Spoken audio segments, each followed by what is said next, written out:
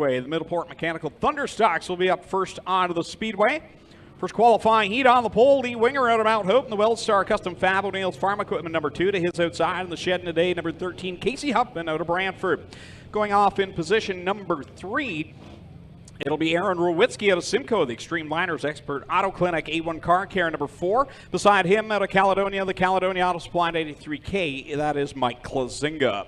Going off 5th out of Brantford, the Affordable Towing and Recovery number 40 is Jay Liverance. In the 52, the Tony Frazier out of Guelph. Alongside him, Go Fast Teeple in the 11 out of Thorold. Blake Bomberry in the Nitro 54 Variety 24. And Mike Ferguson will bring up the tail out of Hamilton, the Club 54. Number 26, green flag goes in the air, and Lee Winger will lead them down into corner number 1.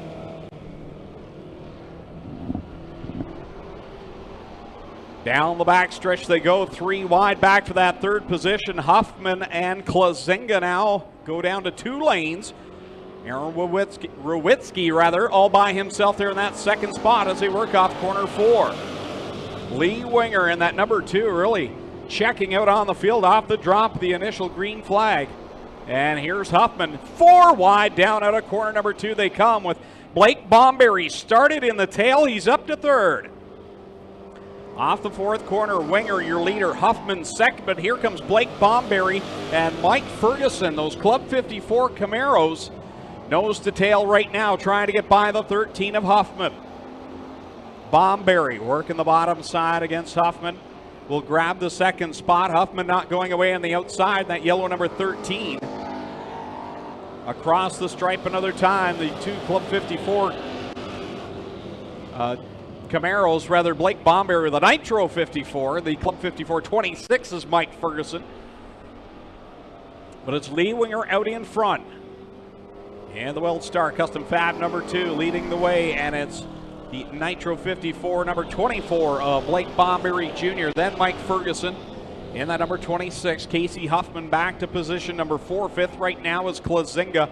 Rowitzki dropping back to the 6th position. Now Tony Frazier goes around in corner number 2. We'll see if he's able to get the car straightened around, but the caution flag will fly for the first time here tonight on lap number 5 and 3 to go here in qualifying heat number 1. Again, for the Middleport Mechanical Thunderstocks, Tony Frazier in the 52, able to back that car up now. Driver to Guelph, Ontario.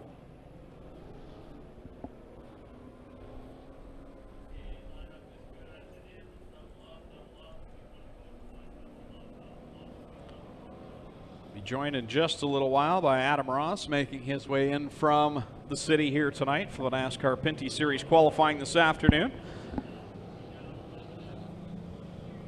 I'm all alone here in the tower. Well, I've got DJ Darren sitting next to me, trying to keep me going, keep me informed. There's no Candy Crush going on, though. I feel lost without Adam here. Although the perspiration level's down, so that's good. Ready to come back to the green flag. They'll actually go back to the 4th lap, so we're halfway through, 4 in, 4 to go. In this first qualifying heat, Blake Bomberry Jr., who's made a nice charge from the back of the field, has worked his way around Lee Winger now. He'll grab the lead and brings Mike Ferguson along in the 26. Ferguson now takes a look to the inside of Bomberry. Door to door through 3 and 4 they come. Bomberry, Ferguson may have made a little bit of contact, hard to tell there. But it's Bomberry getting the advantage, and now Mike Ferguson will take the 26 to the pit area.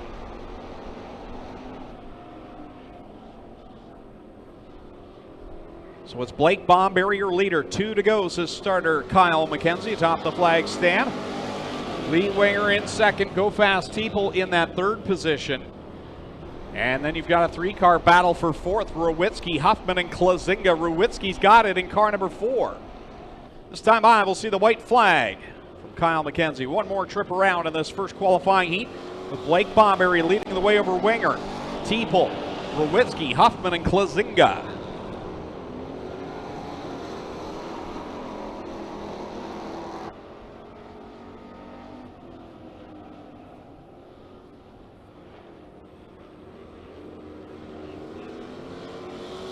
Checkers out.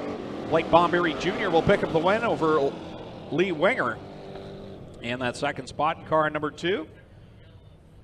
Go Fast Teeple third, Aaron Rowitsky fourth, Mike Klazinga fifth, Casey Huffman sixth, Jay Liverance seventh, Tony Frazier eighth, and Mike Ferguson, who had to pull off early, finishes in ninth. Second qualifying heat making its way out onto the Speedway for the Middleport Mechanical Thunderstock Division. On the pole for this one out of Canfield, the 46, that'll be Kevin Pauls. On his outside out of Brantford, aboard car number 1, the Stricklands. Mead Mechanical Praxair of Brantford. Number 1 is Chris Dickey. Row number 2 on the inside out of Ohsweken, the Town Line Variety 777X, that'll be Chase Hess, and alongside him out of Caister Center, the DNS Automotive number 28 of Jim Lampman. Going off fifth out of Harley, the Woodstock Pick and Save number 37H is Rob Hoskins, and alongside him out of Hagersville, the Timson Auto Value Mac Tools number 23 is Trevor DeBoer. Going off in the next row will be the 8 of Ryan Denning in the Club 54 Killer Bees number 8, and alongside him the 108 of Billy Bleach Jr. That makes up the second qualifying heat for the Middleport Mechanical Thunderstock Division. All cars will qualify for tonight's main event. Green flag is out. Chris Dickey will jump out to the advantage into corner 1. Dickey around the outside. Here comes Jim Lampman with a good run off of corner 2. He'll slip by Kevin Pauls into the second spot.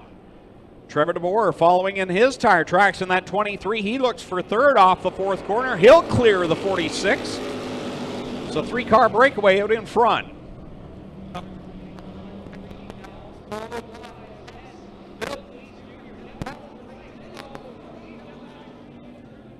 Getting wild down in corner number 3 for the lead. Jim Lampman comes out with it off of corner 4. Chris Dickey there in second. Trevor DeBoer in third. And Billy Bleach from the back up to fourth.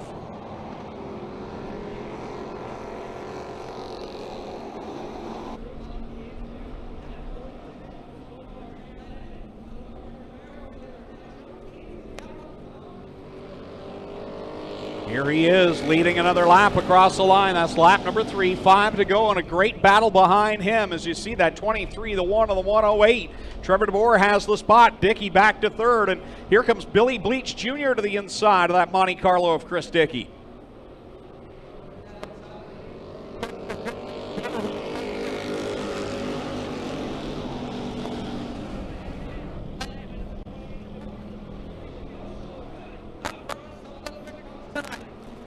So it's Lampman, DeBoer, Dickey, Bleach, your top 4. Ryan Denning hanging around the top 5 as well. Don't forget, all of these drivers will qualify for the A main tonight, but still trying to race their way into better positions. Lampman looking very smooth in that former Sean Chenoweth owned number 28 car. Down the back chute he goes in that DNS Automotive machine, looking very good. But Trevor DeBoer has really picked up his game these past couple of years, running good on the backside here, and he rolls right into a car length behind Lampman with 2 to go. Into corner number 2 goes Jim Lampman with Trevor DeBoer right on his back bumper. Bleach will clear Denning now as those 3 continue to swap positions in that third spot. White flag coming out this time by. Lampman still with the lead. Bleach a fairway back in third spot, but Ryan Denning all over his back bumper now as Dickey holds on to position number 5. They bring it down the chute for the final time. Lampman leads over DeBoer as they go into corner number 3. DeBoer looks a little bit higher, but looks like he's content to finish in that second spot. Checkers are out. Lampman will get the win at the line over DeBoer. Gets him a little bit of a bump at the line. Billy Bleach will come home in third. Then it's the 8 of Ryan Denning. The 1 of Chris Dickey will cross the line in the 5th spot. And then it'll be Chase Hess, Kevin Pauls, and Rob Hoskins completing the 8-car second qualifying heat. Third and final qualifier on its way out for the Middleport Mechanical Thunderstock Division. Starting at the pole, the Burger Barn Ace 1 Construction, Aiken Motors 21X. It's Mark Bazine. And alongside him, the current point leader out of Ancaster, the Advantage Electric 53, it's Logan Schwedick. Going off from the third position, second place in points, defending champion out of Hagersville, Queenston Chevrolet, Gibbs Action Sports. Number 49 is Dave Bailey, and alongside him, last week's winner out of Port Colborne, the Club 54 Pro Fabrication 25, it's Ken Sargent. Going off from the 5th position, in car number 84 RK out of Victoria, the Affordable Portables, Thompson Landscape Supply, Stadies Auto Sales, number 84 RK is Ryan Beagle. Alongside him in car number 79 out of Guelph, the McColeman Media Machine, that is Christopher Hale. And back in the final row, we got the 77 of Brett Rodwell out of Mount Hope. The Green Line Enterprises got concrete car. And to his outside, Frank Turkey Jr. in car number 38.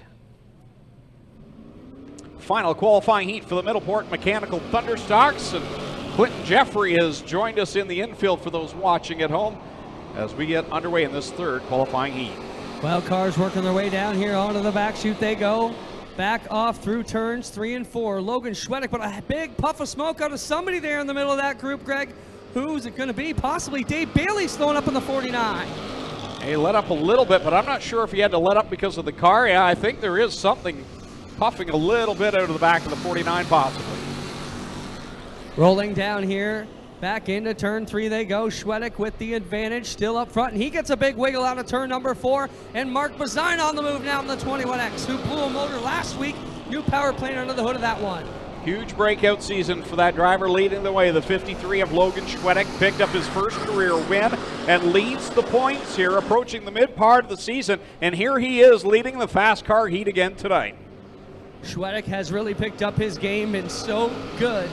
And probably not one of the guys we would have been calling on early in the year, but he's looking amazing here so far in this part of the season. Can he keep the progression going? That's the question. Good fight for the second spot as Mark Bazine has it. Dave Bailey all over the back end of that 21X machine as Bailey works it off of corner 4, trying to find a lane around Mark Bazine. All top 3 of them right up there. They choke up on the high side here as they bring it back off onto the back straightaway now. Through 3 and off of corner 4. This time by it'll be lap number 5. 3 to go for Logan Schwedick out of Ancaster, Ontario. The Advantage Electric Strickland's number 53. Schwedick still with the advantage as the crew bringing it around turns 1 and 2 onto the back chute. Good bit of rolling here as they take it up into 3, but still Logan Schwedick got a good handle, and look at Bailey trying to get in there on Bazine, can't do it. 2 laps to go and a good fight behind the top 3 for the 4th spot as Christopher Hale looks low on the inside of quarter number 1 on the 25 of Ken Sargent. All right, here they go. Off to 4 with still Schwedick with the advantage as they bring it back to the white flag. Bazine trying to reel him in, but still a fair ways back. Through corner 1 and 2 they go for the final time here in this third and final qualifying heat. Dave Bailey looks low for that second spot down the backstretch. 2 Camaros going at it for the runner-up spot. Bailey, we thought he had a problem, but apparently not, as he's got it wound back up. But the guy who's looking good tonight, Logan Schwedick in the Advantage Electric 53. Wow, what a season he's having so far. Mark Bazine will come home second. Dave Bailey will be third. 4th, Ken Sargent. 5th will be Ryan Beagle. 6th, Christopher Hale. 7th, Brett Rodwell. And 8th, Frank Turkey Jr. So that completes qualifying for the Middleport Mechanical Thunderstocks. All cars will qualify tonight, so they will not require a B main. Strickland GMC Crate Sprint cars ready to come out onto the Speedway with the first of 3 qualifying heats. Starting on the pole, out of Scotland, the Ackland Insurance Tate's Automotive Car Star 87X, that is Sean Evans. Rolling off second, aboard car number 8MK out of Ohsweken, it's Matt Hill. Going off from the 3rd spot in car number 7 out of London, the Pinewood Horticulture Services S&B Radiator number 7, that is Caleb Wood. And alongside him in car number 88H, going off from the 4th spot out of Beamsville, the J&E Recovery Superior Petrol Fuels number 88H, that is Josh Hansen. Going from position number 5 here in this first qualifying heat out of Niagara Falls, the Pro Battery Shops Landmark Home Solutions number 70 is Bailey Hurd. And going from position number 6 out of Gore's Landing in the Yorkies Barbecue Goodyear Roof Doctor Innovative Apparel number 19, it's Brandon Merle. Row number 4 on the inside line aboard car number 38 out of Ohsweken, the Ohsweken Speedway Epic Racewear car, that is Derek Miller. And on his outside out of Ancaster, number 51 is Trevor Young. And back in row number 5, the guy on the inside line, the 1EH1A out of Beamsville, the Schneider Electric J&E Recovery Lucas Oil number 1A is Paul Klager. Remember, 1 week ago he took that wild ride up in corner number 3. Good to see him back here tonight. And going from the 10th and final starting spot out of Font Hill, and the first choice haircutters, Wyman Limited, Pleasant View Memorial number 08, Stephen Beckett. So 10 cars, 8 laps, top 6 transfer to tonight's A main. Kyle McKenzie, the flag man, atop the flag stand there, waves the white flag. That means next time by, we're going to go green flag racing in this first of 3 qualifying heats for the Strickland GMC Crate Sprint Car Division.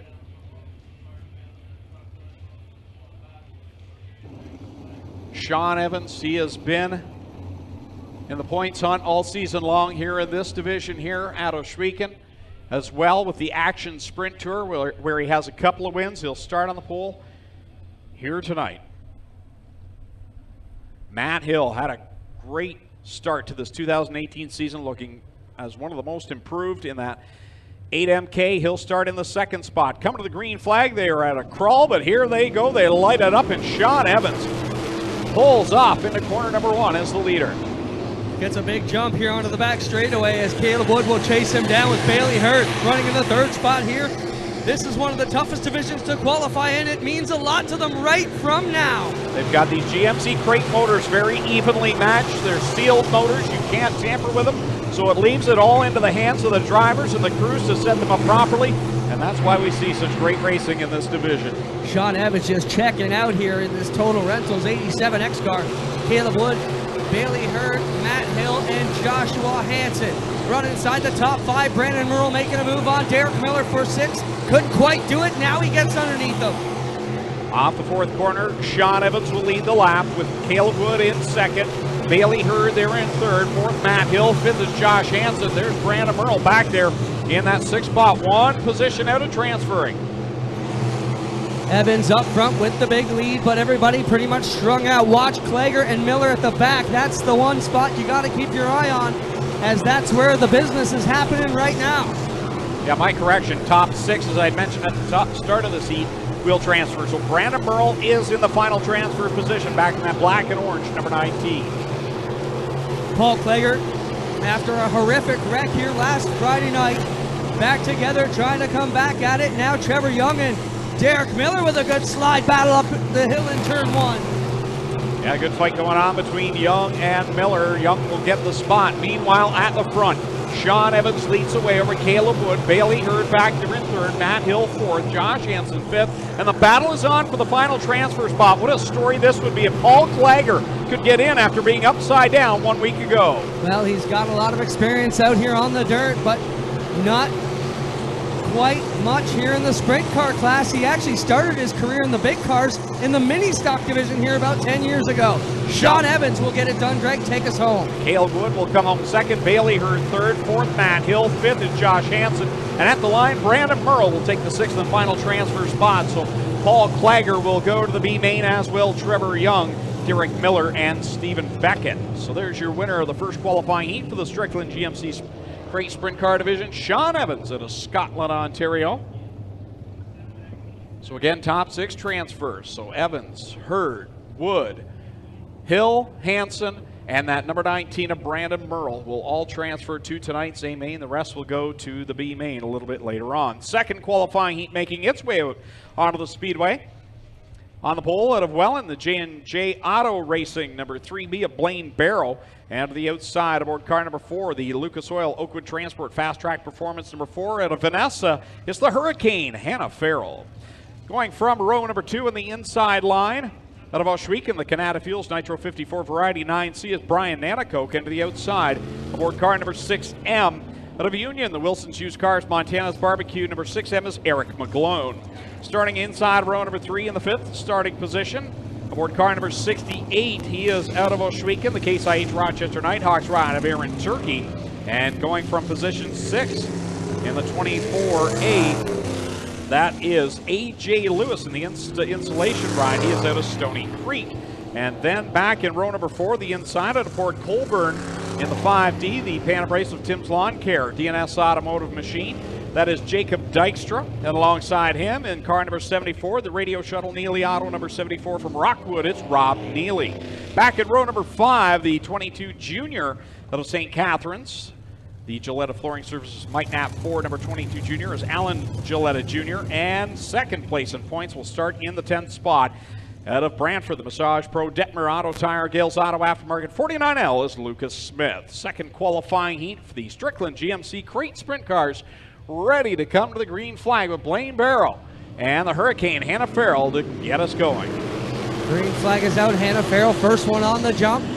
As they work it 3 wide through turns 1 and 2, Aaron Turkey and AJ Lewis having a bit of a battle there as they had to find each other's line through turns 1 and 2, but to lead lap number 1, it'll be Hannah Farrell. And the Hurricane out in front, very talented driver. And that Bar Motorsports number 4, she is out in front over Blaine Barrow.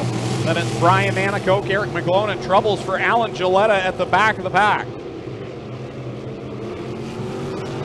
Working back here, we won slow. Gilletta on the back straightaway, bringing it here onto the front straightaway they come. It's the 4 machine of Hannah Farrell all the way back to turn 3. Blaine Barrow, the solid run in the second spot right now. Hannah Farrell will put down lap number 3, 5 to go in this second qualifying heat with Barrow. Nanakoke right now second and third, and then the Beehive is all right behind them. Yeah, Eric McGlone with trouble in turn 1. He got overhauled by Aaron Turkey and AJ Lewis all at once, and now last week's feature winner, Lucas Smith, got a long way to go if he's going to qualify for this one. Now right now your top 6 transfer cars would be the 4 of Farrell, the 3B of Blaine Barrow, the 9C of Nanakoke, the 5D of Dykstra, the 24 of Lewis, and the 68 of Aaron Turkey. So right now that 49L, second place of points, 1 car out of a transfer spot. Alan Gilletta up here in front of Hannah Farrell as she will work her way under his car. His car's not handling very good. She will watch herself as she gets around him.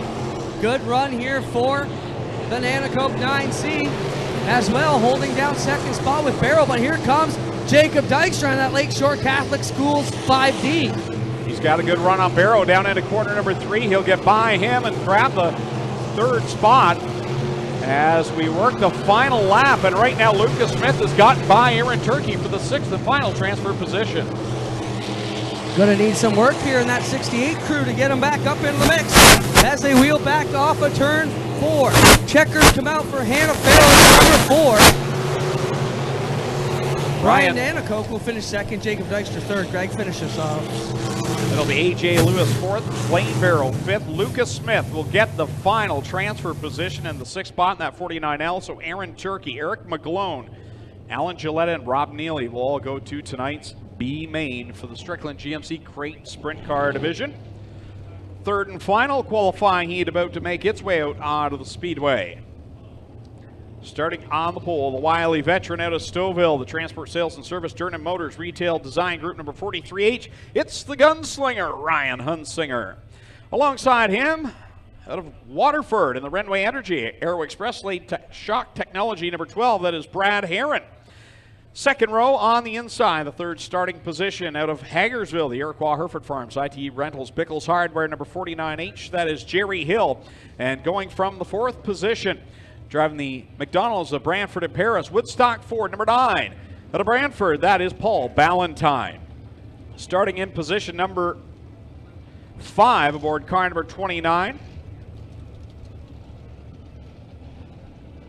In the Chaston Brothers Enterprises, number 29, that is Liam Martin out of Binbrook, and alongside him in the 5-star out of Beachville, the DeGroot Hill Chevrolet Weatherskins Castrol Edge Advantage powder coating machine, that is DJ Christie. Back in row number 4 on the inside, the current point leader out of St. Thomas, the best safety training and consulting, Magnum Science D&D Towing, number 52 is Jesse Costa, and on his outside of the Burger Barn, Eastwind Construction, Aiken Motors, Kingpin Farms, number 56 is Derek Lemaire, and going from row number 5 on the inside aboard car number 69 out of Six Nations, it's Josh Hill, and going from the 10th and final position out of Delhi, the Aero Express O'Neill's Farm Equipment Case IH number 1 of Holly Porter, the defending champion of the Strickland GMC Crate Sprint Car Division. Well, he's made his way to the Speedway. We're all relieved. Adam Ross is here, fresh from the streets of the Big Smoke. You sound really good from the parking lot, just so you know, Greg. Ready to go, and Hunsinger gets a little wobbly there on the drop of the green flag. That got up close and personal between Hunsinger and Brad Herron down the front straightaway. Allows Paul Ballantyne to get up to the outside, and here comes DJ Christie into the mix. Those top 4 with a little bit of daylight between themselves and Derek Lemaire and Jesse Costa. So once again, top 6 will transfer to tonight's A main event. Right now, that's the 56 of Derek Lemaire, who works on the point leader, Jesse Costa in the 52. And there's some really good cars back there. Holly Porter, I believe that's Jerry Hill outside of a transfer spot, Liam Martin. So there's 2 feature winners not in a qualified spot at this point in the heat race. Yeah, really tough heat to try and qualify your way through it. Right now, out in front it is Brad Herron, Ryan Hunsinger, and Paul Ballantyne going at it for the second spot. Again, Paul Ballantyne really showing his improvements. I was just going to say, how impressed are you with Paul Ballantyne? He's not a young rookie. He's not a rookie at all. He's run 360 sprint cars, but he took a little bit of time to get up to speed with these crates. But boy, whatever he's found in the last couple of weeks is pretty impressive. He's definitely found his comfort zone. He's right there battling with one of the best of them, the gunslinger, Ryan Hunsinger, second all-time on the win list in this division. And as they work off of 4, here he comes to the outside of the gunslinger. Well, and I'll tell you, Ballantyne's coming off the corner much smoother than Ryan Hunsinger, especially down in turn number 4. Watch Hunsinger will go in towards the bottom, and he'll sort of pinch that car off and get sideways, while Ballantyne is keeping a nice smooth run, and he'll close in on the back of the 43. And while we've been watching all of that going on, Holly Porter has driven her way into the top 6 and into a transfer position from that 10th starting spot. So Derek Lemaire now on the outside looking in. One more lap to go in this qualifying heat for the GMC, Strickland's GMC Crate Sprint Division. And that's a great battle. DJ Christie, Jesse Costa, Holly Porter. Whoa, Costa way up the racetrack. Good battle coming to the checkered flag out in front. Brad Herron goes green to checkers, gets the win. Ryan Hunsinger second. Third will be Paul Ballantyne at the line. It'll be Costa over Christie and Porter, your top 6. So Derek Lemaire will be forced to go to the B main along with Jerry Hill, Liam Martin, and Josh Hill. So Brad Herron, Ryan Hunsinger, Jesse Costa, Paul Ballantyne, DJ Christie, and Holly Porter in that one car will all transfer to the A main. You know, Greg, I was walking in from the parking lot. I had to park long way away. And walking in and hearing the echo of you and Clint announcing remind me of when I was young and I'd be at Cayuga Speedway or Ohsweken Speedway. You know, when you'd walk in, you weren't there for the start of the show necessarily, and you just hear that echo. You sound amazing from outside of this booth. My wife tells me I sound good from afar. Yeah, then I look good from afar too. You're not as impressive when I sit right beside you, but in that parking lot, it was a throwback to my youth.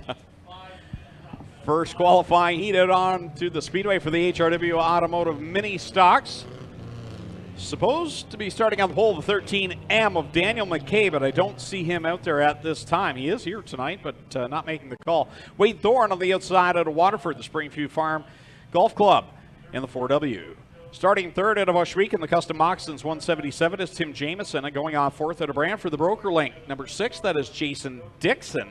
Then the 11E tonight, that is Jeff Elslager, although I don't believe he has made the call either. Now, he had that crash last week, and we were surprised to see him on the list, but Dave Goodacre out of Brantford in the 05 is out there in the action hand car wash machine. Mike Giberson, the 11, the pinball is out there along with Rob Twitchett out of Dundas in the 69, the Evergreen Landscapes car. Mike Sarantakos out of Smithville in the Lampman Selvage 6X. And Christopher French out of Stratford in the Bellcamp Manufacturing 54 will start from the back. So 2 cars not... Oh, my correction, Jeff Ilslager is out there. He's in the former Go Fast Teeple 11. There you go. What are the odds you find another number 11 to purchase? Exactly. Good news to see Jeff back, though, because I know he was going to call it a season after the damage he sustained to his primary machine. So good to see Jeff Elslager being able to continue on here this evening. Looks like he's taking a little bit of time to get the handle of that orange number 11 machine as he's back with pinball Mike Giberson. We got a battle for the lead. Off the corner, it is Wade Thorne in that 4 machine with Jason Dixon and Rob Twitchett right behind him. And Rob Twitchett's been really racy here in 2018, the most consistent he's been. But right there, he got run out of real estate. Yeah, Jason Dixon was heading up the racetrack, didn't see Twitchett there. And Twitchett's had his handful with handling issues. Lots of speed in the car, but getting it around the corners. Did I not read on Facebook earlier that Wade Thorne wasn't coming tonight? I did not see that, but that is the name on the entry sheet. That doesn't mean it's him. That looks like the picture of the 4 car that was sitting on the trailer that he said was not racing, but maybe I could be. I lost my mind. It happens. Not everything on Facebook is true. Bite your tongue, Greg Callan. Waythorn leading Rob Twitchett. Having a good duke him out right now with Jason Dixon. Finally clears the 6 car, and Twitchett's got a good run on the leader here. Yeah, when that car doesn't break loose on him like it has been, he really gets a super run through the corner. He's going to work to the outside of Wade Thorne. Not a whole lot of room to work with, but enough to wedge that 69 through.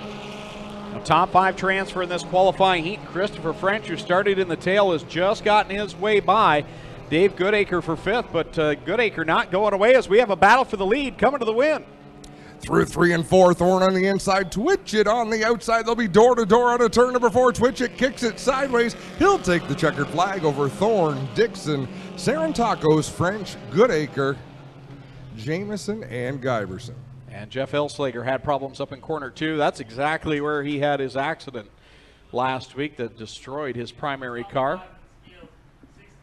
We get ready for the second of 4 qualifying heats for the HRW Automotive Mini Stocks. On the pole for this one out of Hamilton, the summertime spray foam insulation, Tim's Tires, keeping busy design 16J, that is Jeremy May. Going off second out of Hagersville, the Tim's Tire 26, Tim Newell. From the 3rd spot out of Guelph, the Amsoil number 1 is Jason Tolton. And going from 4th out of Woodstock, the Sutton Group 66 is John Janssens. Starting in 5th out of Simcoe, the Adkins Financial, Simcoe Dairy Queen, Scott's Auto Body 88, that is Aiden Nye. And going from position number 6 out of Hamilton, the 17 is Mike Taylor. 7th starting spot from Dundas, the Doterra Advert General Contracting, Paradise Sebs Miller Shoes 21 is Jonathan Ayrton. And going from the 8th starting spot out of Brantford, the Adam Hallett Home Improvements 93 is Andy Reichman. And from the 9th and final spot from Hamilton, the R&B Sprinklers 96 is Brian Crosgrove. So Aiden Nye is sponsored by Dairy Queen. How much damage could you and I do with a sponsorship from Dairy Queen? I have shares in the local Brantford chain. They know me by my first name. Product only, thank you. Hey, Bubba. Product only, yes. That's a good idea. I'm going to get a race car out. Green flag is out. And it's Newell and May drag racing to corner 1, but John Jansen's behind them. He wants by bad in that 66. He'll dive low on the 26 of Tim Newell. So it's Jansen's to the inside of Newell. He'll grab the lead into corner number 3 with Tim Newell back to 2nd. Off of corner 4 they come. Trouble for the pole sitter Jeremy May. He goes around in corner number 4. Will he keep the car going? Yes, he will. So we'll stay green flag racing in this second qualifying heat for the HRW Automotive Mini Stocks. John Jansen's out in front. Now Mike Taylor to the inside of the 26 of Tim Newell. Wow, Taylor got crossed up there, and he's going to get gobbled up. Jonathan Ayrton started deep in this pack. He's working his way up into the top 5. But Jason Tolton there battling with Newell, Taylor, Ayrton, and Rickman in that fray as well. 8 and 9 just behind that battle, and I'm a little surprised that Brian Crossgrove, normally very fast, in the 96. Those 5 cars are all right now racing for 3 positions. Top 5, pardon me, this 16J, that's a good lap car. So John Jansen's, those 5 cars battling for 4 spots right now. They go 3 wide through 1 and 2. Whoa. Tolton got, you know, sometimes I find myself being a race fan and just kind of watching it happen and gasping a little bit. Great bit of competition going on now from 2nd on back, as all this shuffling has now allowed Aiden Nye to catch the group as well. So now there'll be 2 in that group that don't get in, and right now it's Jason Tolton and Aiden Nye who are going to go side by side. Reichman, I thought, had cleared that pack and was going to drive away, but they really have stayed right on the back bumper as we take the white flag in this qualifying heat. Final time into corner number 1. John Jansen was hungry for the lead off the drop of the green flag, and he got it quickly. He's way out in front over Andy Reichman. Tim Newell 2nd, Mike Taylor 3rd, Aiden Nye now into the 4th spot, and Jason Tolton will go by Jonathan Ayrton, who's had troubles. Yeah, something has gone amiss with Ayrton, so Jansen takes the win, followed by Reichman. Newell going to finish 3rd, Taylor 4th, Nye 5th, Jason Tolton 6th, then Crosgrove and Jonathan Ayrton. Good drive by Aiden Nye, who kind of fell back. He was out of a transfer spot, but in the end gets into the top 5 and will transfer to tonight's A main. Third qualifying heat ready to come out onto the Speedway. Going from the pole from Dundas, the AXYZ International 11P. That is Patrick Abramson. And going from the second spot out of Ohsweken, the Gales Auto Aftermarket 188 is Paul Longboat. Starting in position number 3 out of Hamilton, the Kubota Oliveri Electric, Oliveri Construction, Sign Central, Gaylor Equipment 16 is Fabio Oliveri. And from position 4 out of Burlington, the Let's Landscape, Jibs Action Sport, Leggett Chevrolet 01 is Tristan De Silva. Starting in spot number 5 out of Beachville, the Woodstock Nissan 60 is Martin Schroeder. And starting from position number 6 out of Hagersville, the Timson Auto Caledonia Auto Supply 23 is Dusty DeBoer. Going from the 7th position out of Hamilton, the Brew Barn Ace 1 Construction, Aiken Motors, Kingpin Farms 3 of Dale Millard. And going from the 8th position out of Welland, the Savona Service, Hollow Maple Farms Festivities, Events, and Catering 15 of Sean Iftati. And starting 9th out of Dundas, the Instapanels, number 32 is Jillian Hills. 9 cars, 5 more to transfer in this 6-lap qualifying heat. Heat number 3 of 4 here tonight. Green flag flies. Paul Longboat getting the advantage down into turn number 1. Jillian Hills all the way to the inside in that black number 32. So they'll race 3-4 wide out of turn number 2. A nice run by Tristan De Silva, who will battle on the outside of Patrick Abramson for that second spot, and he might go all the way for the lead. Tristan De Silva with a nice move on the high side. Across the line they come now. It is Paul Longboat listed in the 155. It's usually Dustin Longboat in that car, and Paul's car is the blue 188, but a bit of a swap there tonight. He's in a transfer spot, but 3 cars bearing down on him. Wow, he is getting gobbled up by this pack as they work off a 3 and 4. Look at Sean Iftati accelerating through a hole that wasn't quite there yet. And finally, he's forced to back out of it before he nearly lost the nose cone off of his car. A former feature winner now has to work his way back. Jillian Hills, who was going like gangbusters up the inside on the start, that just did not work out for that young lady. Oh, problem for Fabio Oliveri in the 16. He comes up lame on the front straightaway. And we've got a battle for the lead side by side. Tristan De Silva on the outside, Dusty DeBoer down low, and here comes Dale Millard. And whatever was ailing Fabio, he's got that car going again and moving towards the front. As you mentioned, good battle at the front. 2 laps left to go. De Silva leads over DeBoer, and here comes Millard. He's on the outside line of DeBoer in corner number 1. Ran out of real estate just a little bit. There goes Abramson to make a move. And wow, Fabio Oliveri with problems again, turns hard right. And Sean Iftati almost lost the nose on the 15 again. White flag is out for Tristan De Silva as he leads the lap over Dusty DeBoer, Dale Millard, Patrick Abramson, and Jillian Hills. The top 5 all right there. And Martin Schroeder might have just given up the 6th spot. He got so sideways out of turn 4. Sean Iftati closed in most of that gap. He still may not have enough. But we've got a battle coming to the checkered flag. Final time out of corner number 4. Who's going to win it? Tristan De Silva picks up the win over Dusty DeBoer. Dale Millard 3rd, Patrick Abramson 4th, 5th at the line will be Jillian Hills, and the 60 of Martin Schroeder will transfer to tonight's A-main event. Oh, sorry, we got that backwards again. Martin Schroeder did not qualify. Jillian Hills is top 5. I just looked at that. Yes, I had it backwards for the crates, and now I've got it backwards for the mini stocks. I apologize. So Martin Schroeder will go to the B-main tonight. Jillian Hills will transfer. 4th and final qualifying heat on its way out onto the Speedway out of Hamilton. And the WeatherTech number 2, Matt Newell, will start from the pole.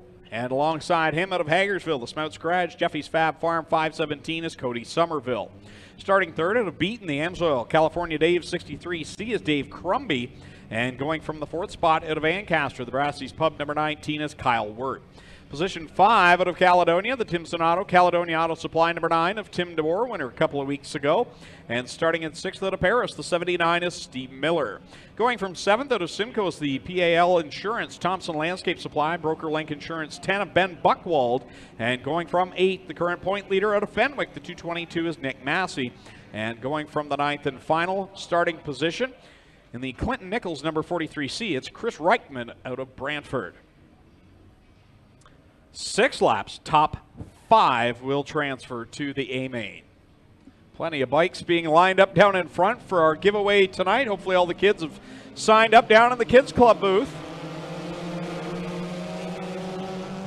green flag is out, and I talked about this last week, the Nick Mazzy line in 1 and 2, because he's always at the back. He always goes to the outside. He didn't gain as much this week as he did last week. Last week, I believe he was battling for second by the time they were in 3 and 4, but he has this textbook line through 1 and 2 that always seems to find him with a big head of steam. And it's got him into a transfer position as of now as he got around Tim DeBoer. DeBoer fights back in the bottom, and now, whoa, he thought about 3 wide, but Cody Somerville kind of closed up the hole. Sometimes you have to know who you're racing with, and Cody Somerville is really aggressive, super fast at times, but that car does tend to get out from under him now and then. Here comes Massey. He'll try the outside line of the 517 of Cody Somerville, who's trying to hold on to a transfer position. Tim DeBoer takes the low line. DeBoer down low in that 9 machine, out in front all by his lonesome is Matt Newell driving away with this one. A battle for second between Dave Crumby and Kyle Wirt as they race side by side. Credit to Cody Somerville. He's running with 2 of the best drivers in this division, doing a nice job of that 517. Now, something comes off the car, and he goes up the banking and outside of a transfer spot. I thought it was a wheel, but it's only a bumper cover.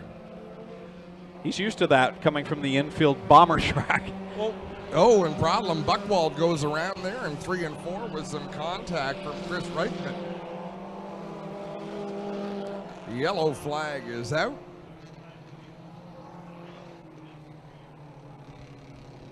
So when I drive up here, I come up County Road 22 and then across Highway 54 and up Sheepswood Road. As I turned onto 54, I could start to hear you guys because I was on 88.1, but you really couldn't listen because it was cutting in and out.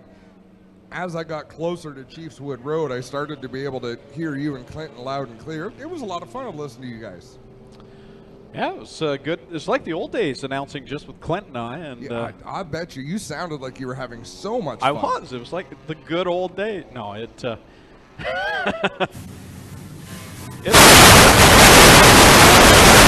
here's part of the reason why, because his mic just got out. But we don't get a chance to announce with Clint as much as we'd like. He's so busy with his general manager hat on, and it's nice to get on the mic with. And we've been doing this for years, and it's just easy. You know the tone, where to pick up from one another, and it's fun working as a group. It's a good thing going here. But I actually started to think, because, we always talk about what can we do better? How can we make this show better? And as I was driving up the road, I'm thinking this is perfect because I can listen to you guys. And if we're doing a good job, I'll be able to understand. I'll be able to picture the race in my mind. And I could totally see it as you were calling the Thunderstock Heats. I thought, yeah, these guys are pretty good.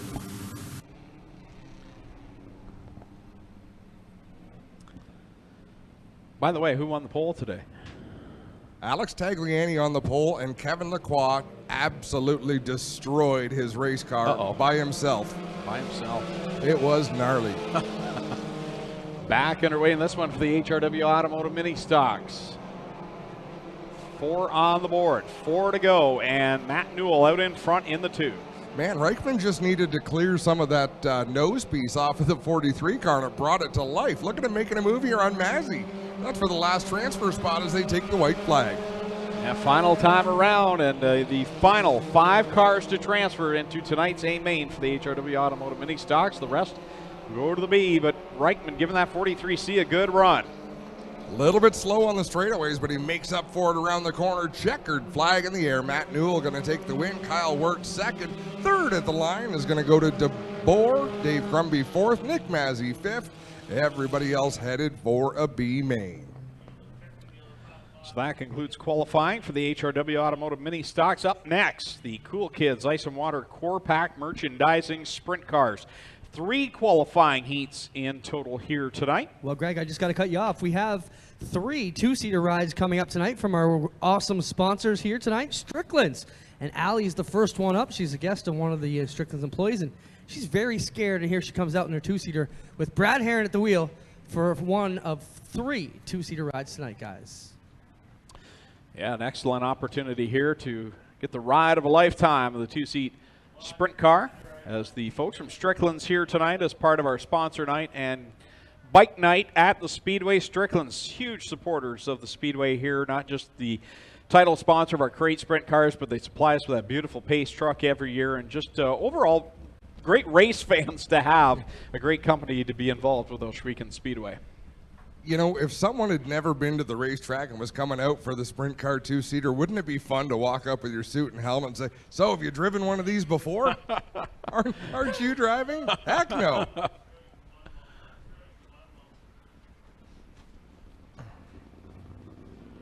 So Brad Herron will bring it up to full song. This is, I believe, the first time we've seen the two-seater out here in 2018. Got two two-seaters available. I just can't imagine. I could not give someone that much control over my safety. The first year they had them, they asked me, do you want to go? And I said, no thanks. Tommy and Clint went in it. I remember Tommy saying after the first lap it was cool, but he'd had enough. He wanted out. We really need to put microphones on the passengers. Oh, with your hand on the beeper.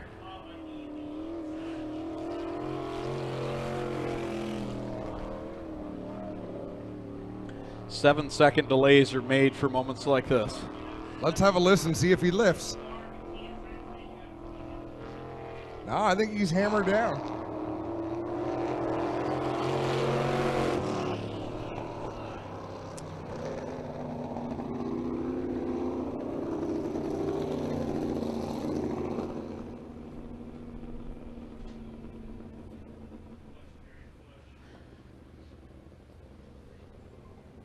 Again, don't forget to get in on tonight's 50-50 draw. Sellers going through the stands in the pink T-shirts. So buy your 50-50 tickets. That will be drawn at our second from final feature tonight, which will be the HRW Automotive Mini Stock Division.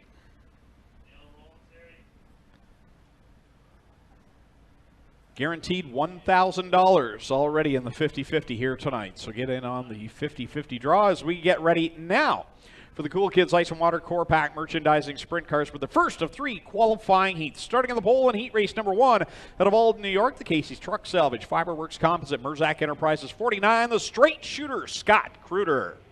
Going off second out of Hamilton, the Case IH Rochester Nighthawks Renway Energy Zero, it's Mikey Krutchka. Starting in third out of Waterdown, the Tammy 10 Media, Sterling Crane 0C is Cole McDonald.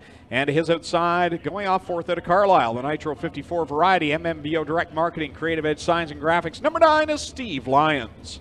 Starting in fifth out of Charing Cross, the RWO Contracting, FixYourRide.com. Number 9B is Scott Burke. And good to see him back in that 6th starting spot out of St. Agatha, Ontario. The Cal Tire Cobra Trucking. Number 18 is Josh Shantz. Starting in 7th out of Waterdown, the Mahoney Inspection Services, Railway City Brewery, Stenhouse Signs and Graphics, Brown Auto Supply. Number 5C is Connor Mahoney. And going off 8th out of London, the 44 is Barry Dunn. 8 laps the distance. So you got that list of sponsors I sent over? Yes, I did. Fantastic. Sponsor night tonight, so there are a lot of different race team sponsors here in attendance, and making sure we can get through as many of them as possible. It's a lot of pressure to put on a driver, too. I know DJ Christie, they've got a lot of guests here. He went out there, did a good job, got himself into the show.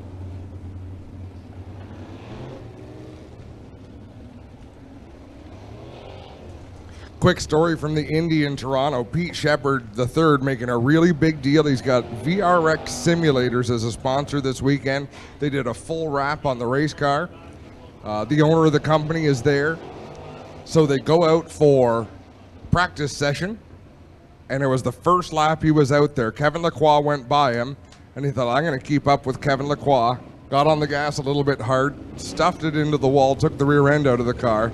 So they've missed qualifying. They're putting it all back together. He says, I think, if I gave the tires one more lap to heat up, I could have run. He says, that was a complete rookie mistake. And you could tell he felt horrible about it. But there is an added pressure when people show up that support your racing. You want to put on a good show for them. First of 3 qualifying heats for the 360 Sprint Car Division. The straight shooter, Scott Kruder, and Mikey Krutchka will bring them to the green flag.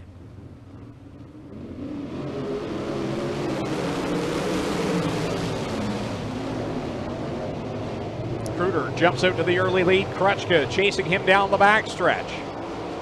I thought Kruder was going to use up too much racetrack there in turn 2 as he started to slide up the track, but he found some forward bite and drove away by about 10 car lengths over Krutchka, hanging on to the second position. Back there in third, Cole McDonald, Steve Lyons running in the fourth spot, and Josh Schatz making a rare appearance here, back in fifth. Just like we have in recent weeks, we see a little bit of dust kicking off the surface of the racetrack as Steve Lyons ran out of racing room trying to make a move on the inside of Cole McDonald. Scott Kruder on a tear in the Ohsweken Racing number 49 as he rips it around the outside line. He's got that thing wound up on the top.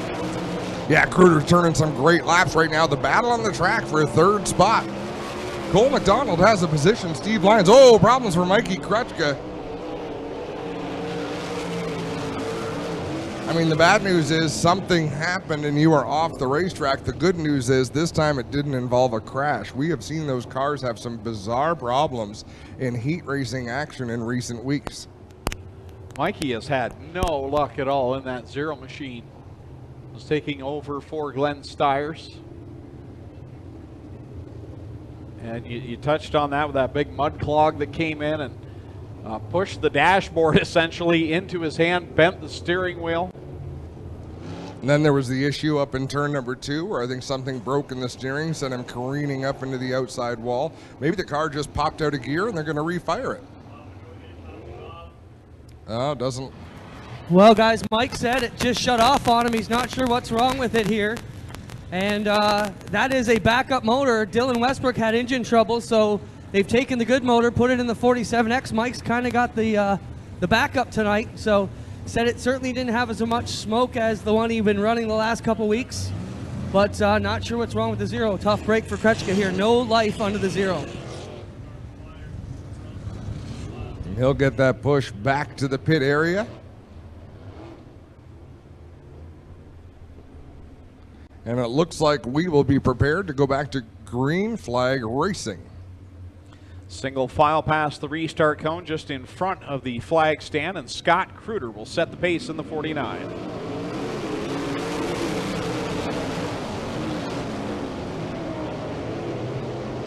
Steve Lyons will continue to try to get that run. He works up the outside of Cole McDonald. McDonald squeezes up towards the wall. He'll try it again off of 4. There's just no room. Steve says, forget this, I'll go down to the bottom side. Well, Cole McDonald, look at the line he's running. Right up to the outside, he'll run down the back straightaway on the outside and dart straight to the bottom of the racetrack. So unless you clear him by that point in the corner, he's coming up to the wall whether you like it or not. Here comes Lyons down to the inside in corner number 1. Will he have room? Just a little bit. He shows the nose, so now hopefully Cole knows that he's there. Wow, what a battle for the second spot with 2 laps to go, and problems for Barry Dunn in that 44. He is very slow through the 4th turn. Let's see if Lyons can use this to his advantage. Gets a run down to the inside line, trying to get by McDonald, but credit to Cole McDonald holding on to second. Here comes Lyons with a good run. And Steve is taking such a direct line, and I know it's because he wants Cole to respect his line on the bottom. So he's taking an awkward arc into the corner just to make sure Cole doesn't chop across and wreck and cause a wreck with both of them. Across the line, checkers out for the straight shooter Scott Kruder. He'll win the heat off of corner 4 for the second spot. Cole McDonald will cross the stripe. Steve Lyons 3rd. 4th is Josh Schatz. And 5th will be Connor Mahoney. 6th will be the 9B of Scott Burke. So Scott Kruder, the straight shooter out of Alden, New York, will pick up the win aboard car number 49, the Ohsweken Racing machine. And what Cole McDonald was doing, to be clear, wasn't dirty. It's just very challenging to make a move because he's going all the way to the wall off the turn, and then he carved right to the bottom sideways going into the turn. So that was fun to watch him and Steve Lyons duke it out. And it worked. He finished in that second spot, so a good run for Cole McDonald. Second qualifying heat for the Cool Kids Ice and Water Core Pack Sprint Car, starting on the pole at a Pancore, the CF Industrial, Vertec Contractors, UPI Energy, Lumar Trucking, Nguyen Farms 38 is Tyler Hendricks.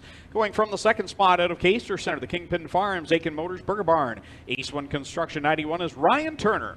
Going off from position number 3 in the Nitro 54 variety, Ackland Insurance number 15, it's Dan Nanakoke. And going from 4th out of Grimsby, Ontario, that ID is Travis Cunningham. Starting in 5th out of Thamesford, Ontario, the Vipond, Ellercar and DuPont, number 6 is Curtis Gartley. And rolling off 6th out of Fenwick, the Gibbons Contracting, Upper Canada Consultants, Amherst Crane Rentals, number 14H, the Red Rocket, Jim Hoopin. And going from 7th, the current point leader out of Scotland, Ontario, the Bradshaw Fuels Ohsweken Speedway Aero Express, number 47X, D-Dubs, Dylan Westbrook. Dylan Westbrook, the point leader, winner 1 week ago, and he has had everything thrown at him with the broken hand. He had the infected knee where he was using a handbrake to finish 2nd, and then last week with that big chunk of mud in the right rear tire, held on a last lap restart to win the feature. I'll bet you that mud plug or the wheel cover is going to be on super tight tonight and reinforced. And we've got to give a big welcome, Greg. We got some friends here from Parlay Games tonight. Design team from Victory Games and Race Rivals. Nice to bring them out and show them what we're all about here at Ohsweken Speedway. 7 cars, 8 laps the distance in the second qualifying heat of 3. Tyler Hendricks, Ryan Turner will bring us to the green.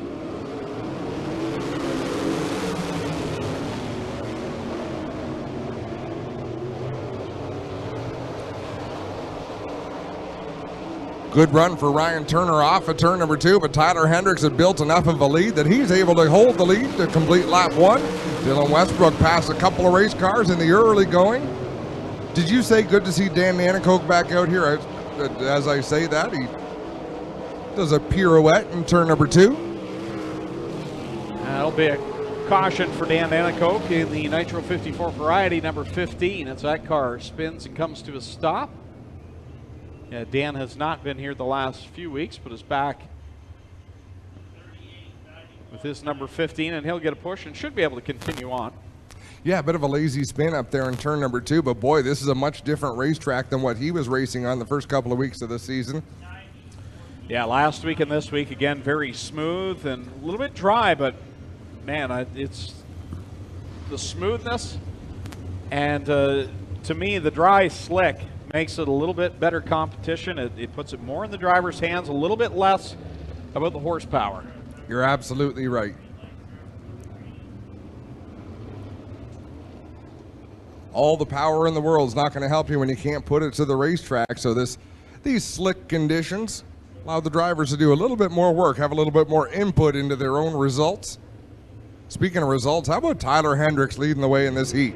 And he has been so good this year, and he rockets down into corner 1, pulls away from Ryan Turner by about 10 car lengths. Yeah, great start. Ryan Turner back there trying to fend off a hard charging pack. That is some stout talent right behind Turner. 3 wide through turn number 4. Travis Cunningham and Ryan Turner wheel to wheel right behind them. They've got a couple of champions, Jim Hoopin and Dylan Westbrook, as Turner got way off the track in 2. Yeah, did Travis Cunningham ever cut a nice corner there in 1 and 2? Same with 3 and 4. Running the bottom where you got to pedal just a little bit, but once you find that bite, you can get on the throttle and away you go. Duking it out with Hoopin and Dylan Westbrook. Those are 2 of the best we've ever had here at Ohsweken. 4 laps in for Tyler Hendricks, 4 laps left to go. Hoopin right now in the second spot, but here comes D-Dubs Dylan Westbrook to the inside at corner 2. Side by side down the back straightaway. Hoopin slid up the racetrack, lost some of his forward steam. I think we're going to see him try to shoot to the bottom off of turn number 4, but to no avail. Westbrook is driving away. Tyler Hendricks is your leader. Dylan Westbrook, we'll see what kind of ground he can make up here with 3 laps. This time by making 2 laps left to go. Look at how smooth Tyler Hendricks is around the corner. He picks his line going into the turn on the throttle, and away he goes. Down the backstretch goes Tyler Hendricks. Came so close to his first career win a couple of weeks ago. Here he is, white flag in the air from Kyle McKenzie. We got a great battle further back. Curtis Gartley in the blue and white number 6. Ryan Turner in the 91 machine, side by side coming to the white flag, but checkers are out as Tyler Hendricks is about to bring home the heat race win. Dylan Westbrook closed the gap, but he'll have to settle for second. Third going to go to Hoopin in the 14. Fourth to Travis Cunningham. A nice run for Cunningham, and rounding out the top 5 will be Ryan Turner.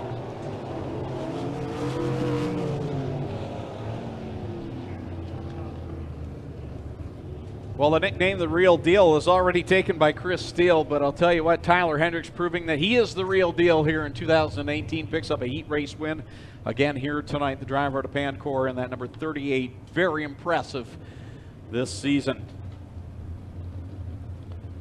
Third and final qualifying heat of the night for the Cool Kids Ice and Water Core Pack Sprints. In fact, is the final heat of the evening before we get into B mains and features. Starting on the pole for this one.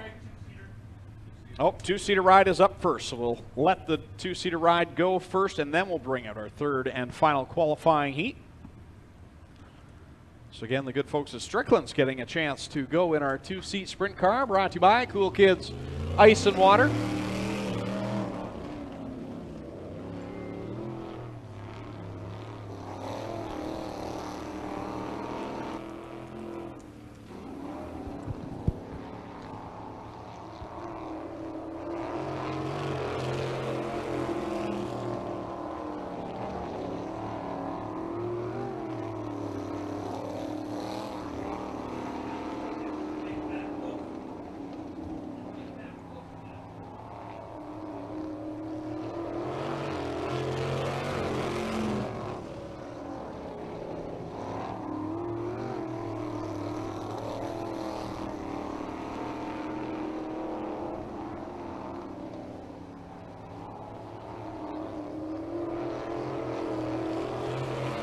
Now, Clinton Jeffrey, I'm sure you're busy somewhere, so I'm going to talk here for a minute, but I'm about to ask you a question.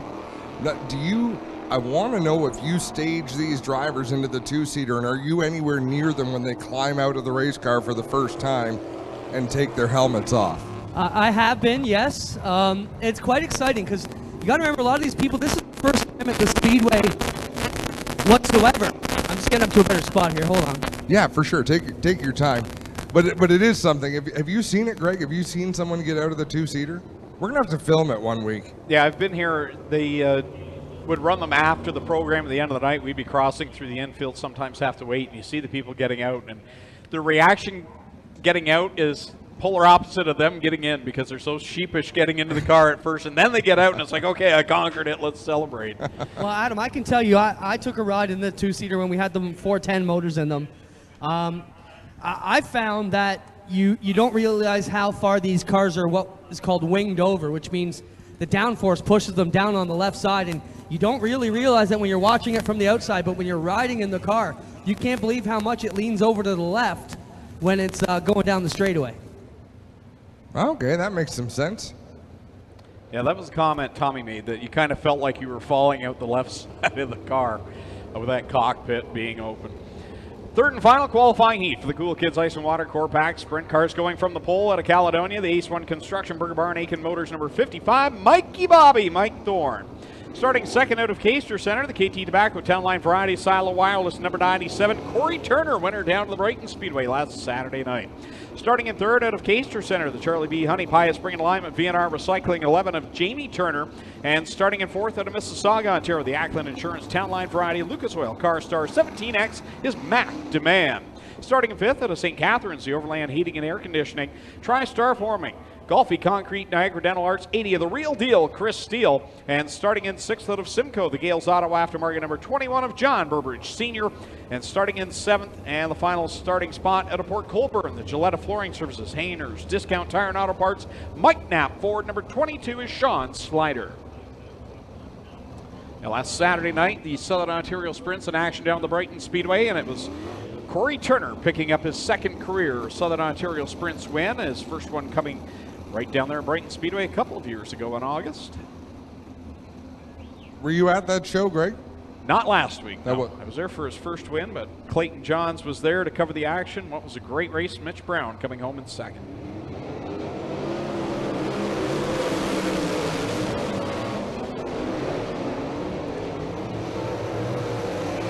Good start for Corey Turner. Here comes Mac Demand. He's going to carve it to the bottom of the racetrack, try the short way around. I'm telling you, he's a one-man highlight show. I was just going to say, if you were going to call someone the human highlight reel, it'd be Mac the Man, as the way he pedals that car makes it go no matter what lane he wants, top, bottom, he's always making it look fast. Well, and sometimes the car forces him to use all the lanes. Like, he needs all of the racetrack there is to get that thing going the direction he needs it to. Off of corner number 4. Corey Turner will lead the lap over Mac the Man. Mike Thorne right there in third. Fourth, Chris Steele. And fifth is Sean Slider. Slider and Jamie Turner having a heck of a duke it out here. Right behind them is John Burbridge Sr., almost close enough to make it a 3-car battle, but nice job by Corey Turner keeping his car out in front of a hungry McDeman. Corey Turner looking to turn things around after picking up the win 3 weeks ago. He's had nothing but bad luck the last 2 weeks. Here he comes off a corner 4. He'll lead at the line. 5 complete, 3 to go. So Turner out in front by those 10 car lengths that he's really held since the completion of the first lap. McDeman made a run coming off of turn number 2 on lap 1, and that's as close as he's gotten to the leader since the start of this race. Final, make that a lap and a half to go for Corey Turner. McDeman is closing the gap. Will he have enough time? White flag comes out this time by. One more time around, McDeman slowly closing it. Whoa, problems for the race leader up off the end of the track, hard into the wall. Yellow flag flies. Are we seeing replays tonight, Greg? I have not noticed as of yet, but We'll tell you momentarily, because I sure am curious as to what happened.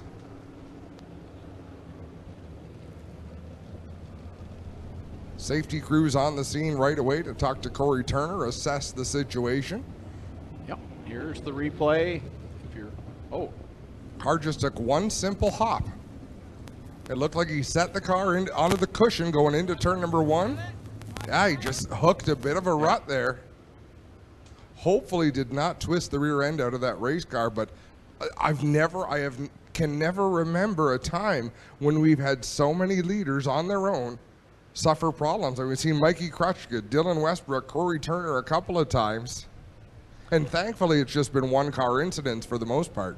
And if you are here in the stands again, you follow our live Facebook feed, and you can see the replays as they unfold here on our live broadcast. That replay will show you how fast things happen and how bad that really could have been for Corey Turner. And the fact that we got it from 2 different camera views is pretty darn cool. We got it from Greg in turn 2. We got it from Dave up on the roof as well. Well, guys, Corey Turner has bent up the front end on the right side of this 97 machine.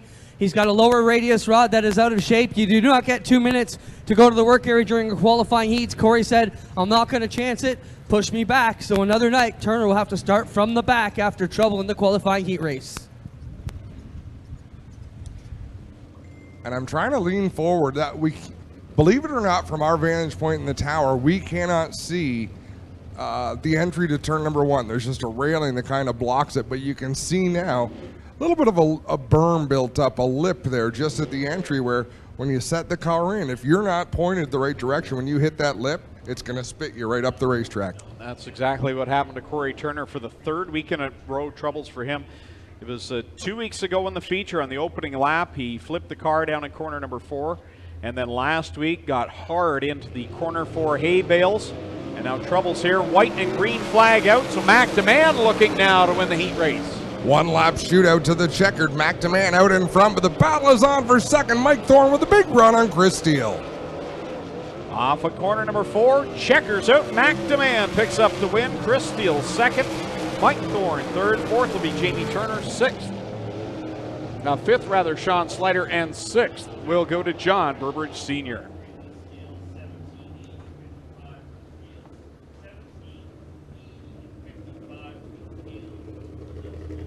So that's it for qualifying heats. I believe we got a B main on the racetrack in the Strickland's GMC Crate Sprint Car Division.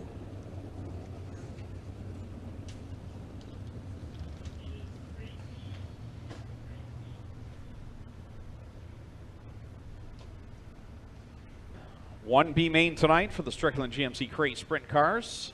12 laps, top 6 will transfer to the A main. The rest will be done for the evening. Starting on the pole in this one out of Beamsville, the Schneider Electric, J&E Recovery, Lucas Oil number 1A. That is Paul Klager. Going from the 2nd spot, aboard car number 56 out of Hamilton, the Ace 1 Construction, Aiken Motors, Burger Barn. Number 56 is Derek Lemaire. Starting inside of row number 2 in the Ohsweken Speedway, Rochester Nighthawks, car number 68 out of Ohsweken, it's Aaron Turkey. And his outside out of Ancaster, the 51, is Trevor Young, starting in 4th. Starting 5th And car number 6M out of Union.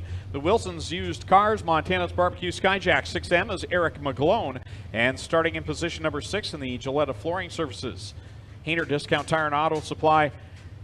Mike Knapp Ford, number 22 junior. That is Alan Gillette Jr. And going from position number 7 on the inside row, number 4. Out of Hagersville, the Iroquois Hereford Farms, Bickles Hardware, Lawler Safety. Martin Inspection, number 49H is Jerry Hill. To his outside, the Ohsweken Speedway, number 38 out of Ohsweken, it's Derek Miller. Row number 5 on the inside out of Binbrook, the Chaston Brothers Enterprises, number 29, that is Liam Martin. And to his outside, the 08, that'll be Stephen Beckett in the First Choice Haircutters. Pleasant View Memorial 08. And back in the final row, the 69 to Josh Hill out of Six Nations. And going from the 12th and final position out of Rockwood, the Radio Shuttle Neely Auto Wares Automotive 74 of Rob Neely, who once again will not make the call. Didn't make the call for his heat either. Well, that's a bummer. 6 cars going to make it in. 5 cars headed home after this race is complete. How good is it to see Paul Klager back at the racetrack after that wild ride he took last Friday night? And not just back, but he was really battling to get into that final transfer spot in his heat. Here he is. He needs to survive 12 more laps in the spot he's in. Well, he's got the right starting spot, Derek Lemaire. A couple of KG veterans, but not so much in this crate sprint car class. Derek Lemaire in the 56, Paul Klager in the number 1. Battling it out at the front of the field. Behind them, Trevor Young in the 51, 68 of Aaron Turkey, and it looks like those 4 might start to venture away from Jerry Hill in the 49. Derek Lemaire, the wily veteran, he has a ton of laps here at the Ohsweken Speedway in a variety of different cars, not just the crate sprint, that's for sure. No, he's run asphalt as well. Derek Lemaire has raced just about everything. He'll lead lap number 3 in this one. 9 laps left to go in this B main. Again, top 6 will transfer.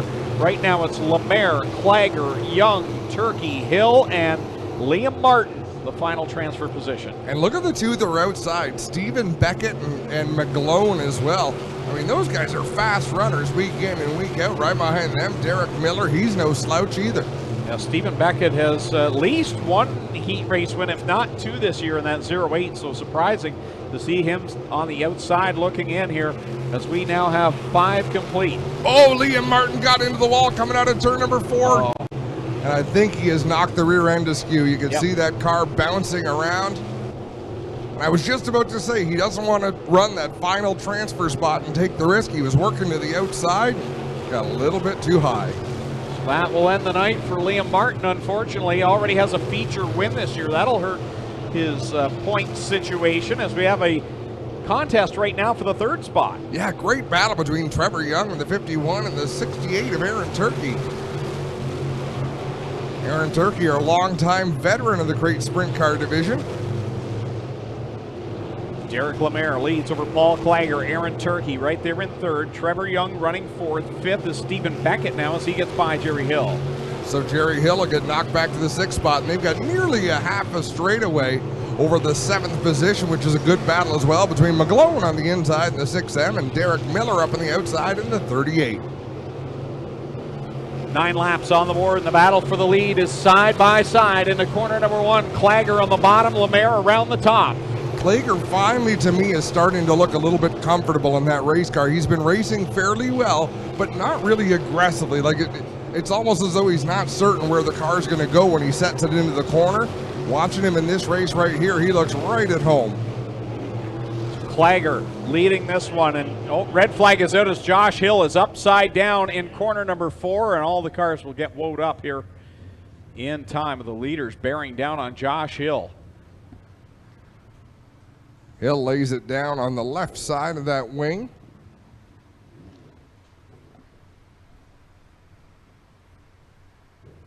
Looks like he might be starting to unstrap himself. Not sure if that's the hot ticket.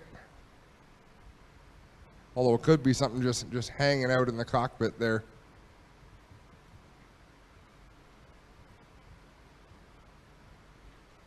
They're quick there with the spray foam. As you could see, the liquid's pouring out from the engine compartment, and as soon as those hot headers make contact with that, we've seen some flame ups in the past, and we've talked about that.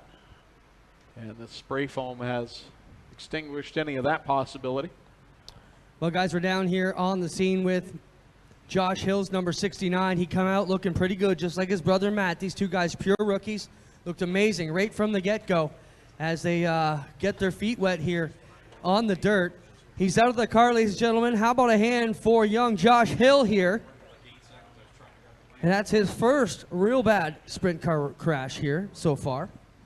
And this car is mangled, guys, and still racing with heavy hearts. As you know, the loss of their crew chief, Harv King, last week. And tough break for these guys. How about it, ladies and gentlemen, for Josh Hill? We'll bring the Steve's towing crew in here and get this one out of here as soon as possible.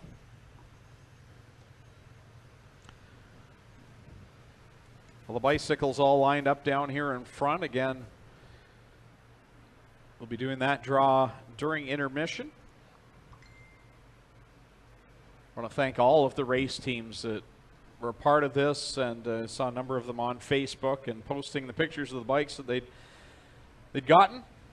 Some of the sponsors actually getting involved in that as well. So that was a pretty slick idea. Have we always done bike night on sponsor night? Last year was the first year. I believe that was Clinton's I must be idea. crazy. It's a lot of work to put it all together here. Yeah, but what a great idea.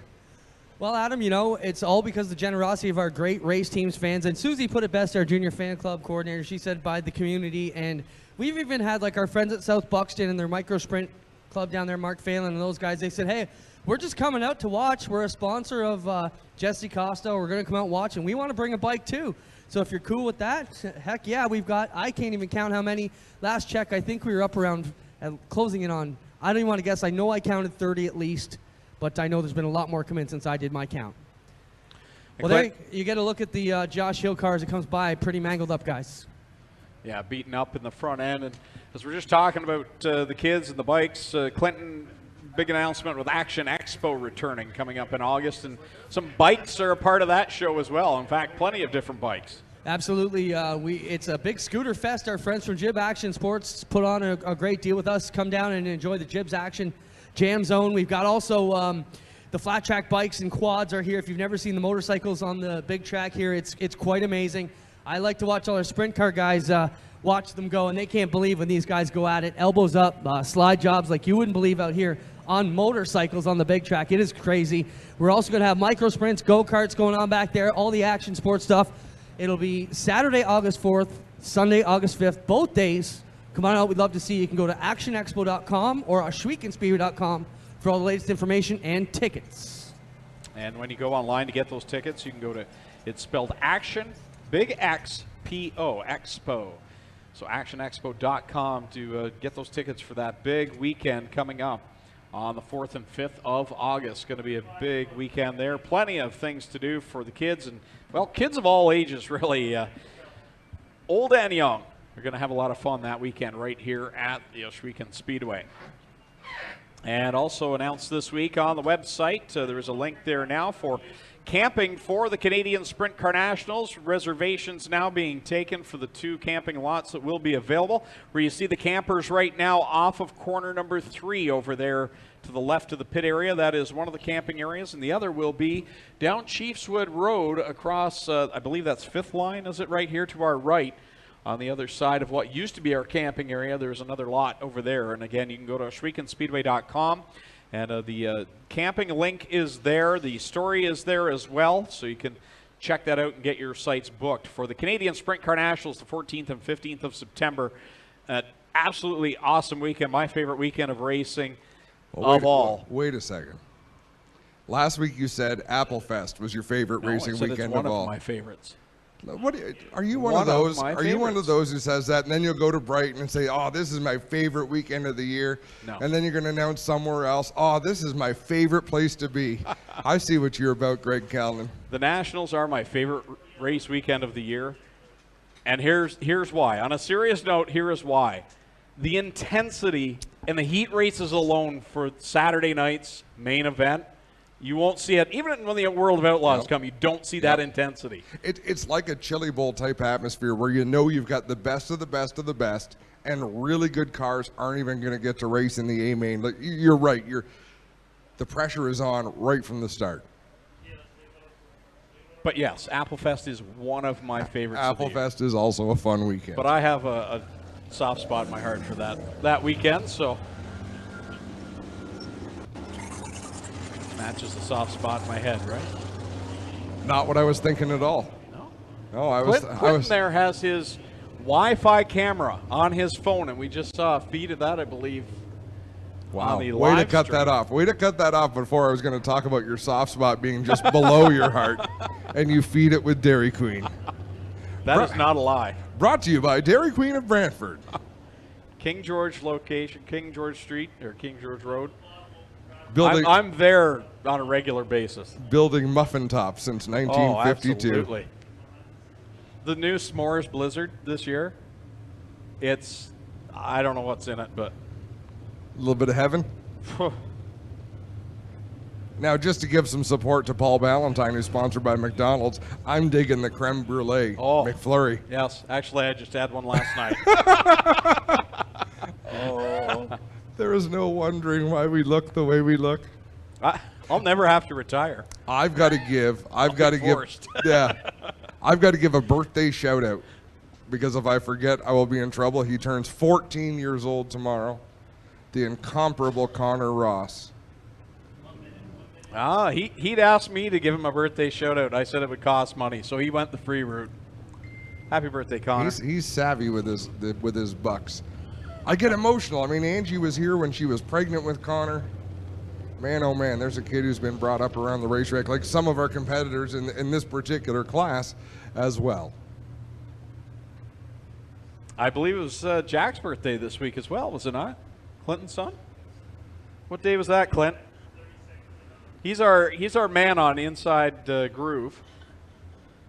Our webcast during the off season, does a fantastic job. And I loved Clinton's post about the micro sprint racing last night, where I think both kids crashed, or one broke and one crashed. And I can totally relate. It can still be a good night when you see speed and you see improvement.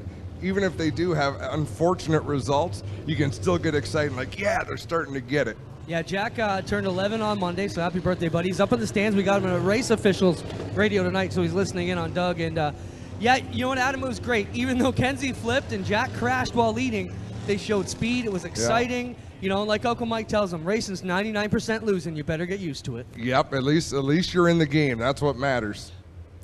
Green flag about to come out. We're going to be 2 laps to go in this B-main event. Paul Klager leads. Derek Lemare second. Aaron Turkey, your top 3, is getting down to go or go home time. Wow, that was a close one. Derek Miller right up towards the turn 2 wall as the white flag comes out. McGlone trying to get himself into the show. Yeah, he dove down to the inside of Jerry Hill, slides into the 6th and final transfer spot. Can he hold off? Gets a little bottled up behind Stephen Beckett. Here comes Jerry Hill to the outside. That's the battle to watch, the 1 for 6 position. Klager with the win. Lemare, Aaron Turkey, Trevor Young, Stephen Beckett, and Jerry Hill takes it back. Wow, that was impressive. Great run by Jerry Hill around the outside. Gets by Eric McGlone. A race like that, you hate to see anyone go home. You know what? We say it so much you probably get sick of it, but great seat time, 12 laps. I mean, that's almost a feature event. In fact, I think when the crate sprint started, they ran 15-lap feature events, if I'm not mistaken. So to get that amount of time behind the wheel is a good thing, but probably won't feel good to the drivers who did not make tonight's main event. All right, looks like we have B mains on deck for the HRW Automotive Mini Stocks. 2-seater first, though. So this should be our 3rd and final 2-seat ride for the representatives from Strickland's.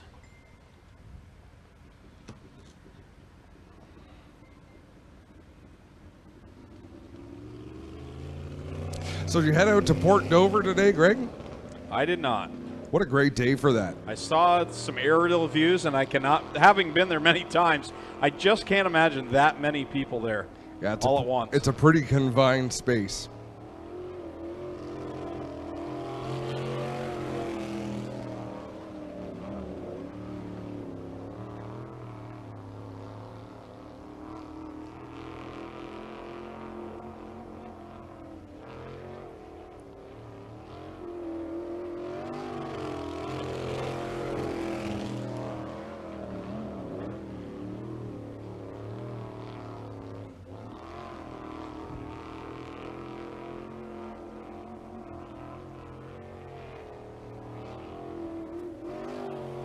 Yeah, the two-seater looks a little bit tight right now, having a tough time keeping the back end hanging out.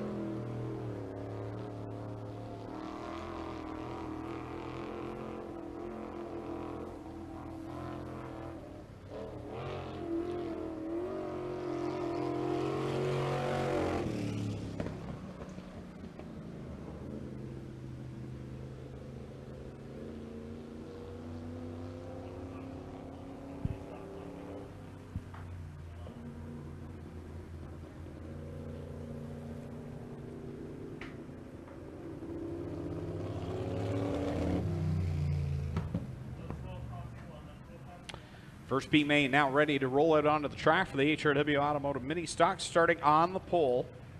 In this first B main of 2, Jeff Ohsweken out of Ancaster will go from the pole to the outside, the 11 of Mike Giberson. The pinball there in the second starting spot. Jason Tolton on the inside row, number 2.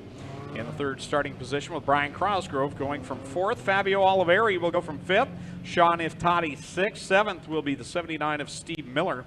And 8th, the 43C of Chris Reichman.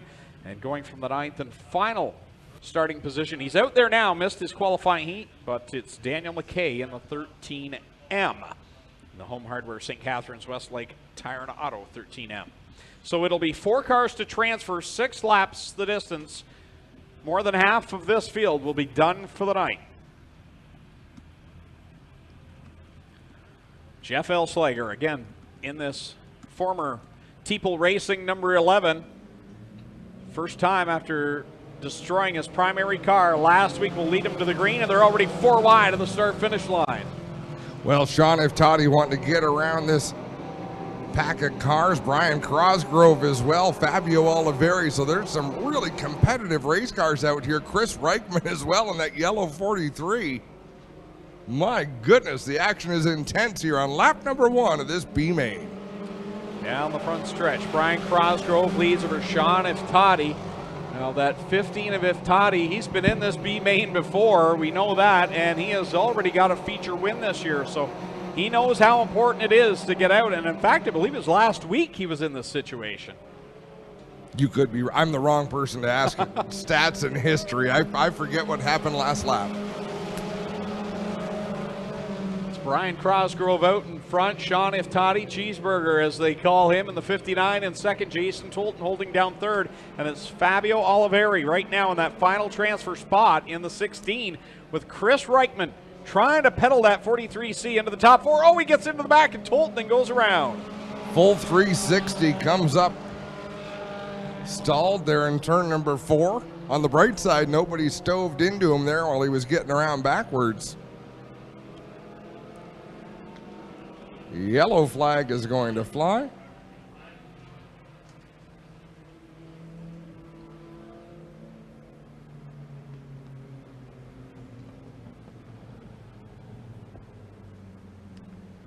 Yellow flag remedies everything. The 43C fires again, and he knows if he's going to have a chance at qualifying here, he needed to be there with the pack. Although it was 1 week ago when the top 2 in the, I can't recall if it was the first B main or the second B main, went off in corner number 1, and the 2 that were in the first 2 spots at the white flag didn't even qualify for the A main at the end of the night. That's what makes these races fun to watch. I mean, they're not sprint cars, they're not turning that sort of speed, but the competition level, you can go from 0 to 0 in a heartbeat. And Reichman will try, works on the outside from the back row, trying to catch the leaders as Iftati works around that 96 of Brian Cosgrove. So put the 15 of Iftati into the lead, but Cosgrove fighting back. Yeah, Cosgrove going to work that bottom groove. Fabio Oliveri sort of somewhere in the middle, and he's going to stay there. He'll stay in the middle groove now. He'll drift up towards the wall as Chris Reichman closing in on Steve Miller in the 79. Miller's had a tough season this year. He's failed to make most of the feature events this season. How about Oliveri? He went from not transferred a couple of laps ago, now leading this one, 3 wide behind him. Oh, and Jason Tolton almost caught the left rear corner of the Iftati 15. And this is going to be a battle to the finish. Remember, only 4 cars will get to race in tonight's main event. This is it. Final time down the backstretch. Top 4 across the line will transfer. Ohsweken goes around in 2 again. The tricky corner for him. Chris Reichman working to the bottom of the racetrack. Miller working to the top of the racetrack. Oh my goodness, Tolton gonna win. Oliveri, Iftadi, and Steve Miller gets into the show. 2 laps ago, I was gonna say, I don't think it looks good for Jason Tolton getting into tonight's race. The car just looked twitchy, didn't look comfortable to drive, and of course he wins that B main. Unbelievable. Brian Crosgrove led the first 4 laps and ends up missing the show. Finishes 1 spot out behind Steve Miller. Second final B main for the HRW Automotive Mini Stocks. Final last chance qualifier of the night. On the pole, the 177 of Tim Jamieson. The outside, the 05 of Dave Goodacre. Row 2, the 16J is Jeremy May and the 21 Jonathan Ayrton. Row 3, Paul Longboat in the 155 tonight, the 60 of Martin Schroeder. Cody Somerville in the 517, and the 10 of Ben Buchwald will be in row 4, and in row 5 will be the 265 of Mike Evers. I don't believe Mike Evers was in the lineup. He might have been a last-minute addition. Yeah, I don't recall him being in a heat race.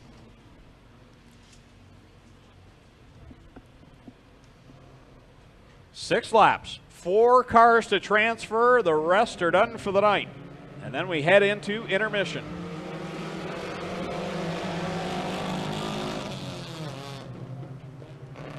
Dave Goodacre leads them into turn number 1. Jonathan Ayrton looking to the inside. Here comes Martin Schroeder in that block number 60. Dave Goodacre, the wily veteran out in front. Talk about a man who's got a lot of laps around this track. He's probably got the most, maybe other than Mike Evers, in this B main. Yeah, right now bookends on the field. Dave Goodacre out in front, Mike Evers at the back end, and Zach Buchwald driving the wheels off of that number 10. Jeremy May in that 16J running in the 4th position. If you remember, he went a lap down in the qualifying heat. Here comes Jonathan Ayrton to the outside of Dave Goodacre, a driver who is, well, he and Martin Schroeder in that 60 are usually in the thick of things in the top 10 and feature time, trying to get their way qualified to start things. Now Paul Longboat will pull the 155 into the pits. And they may very well be a factor in the top 10 as well tonight. They're just going to have to come a long way to do it as we're halfway through this B main race. I would say Dave Goodacre's car in the last couple of weeks has looked a lot racier. I know you made the mention, is that even the same car? I believe it is, but man, he's really picked up the pace in the 05. Yeah, it's good to see. He's been here so long, week in and week out, coming out to the Speedway. Dave's a mechanic by trade, works at the Brown Auto Shop in Brantford.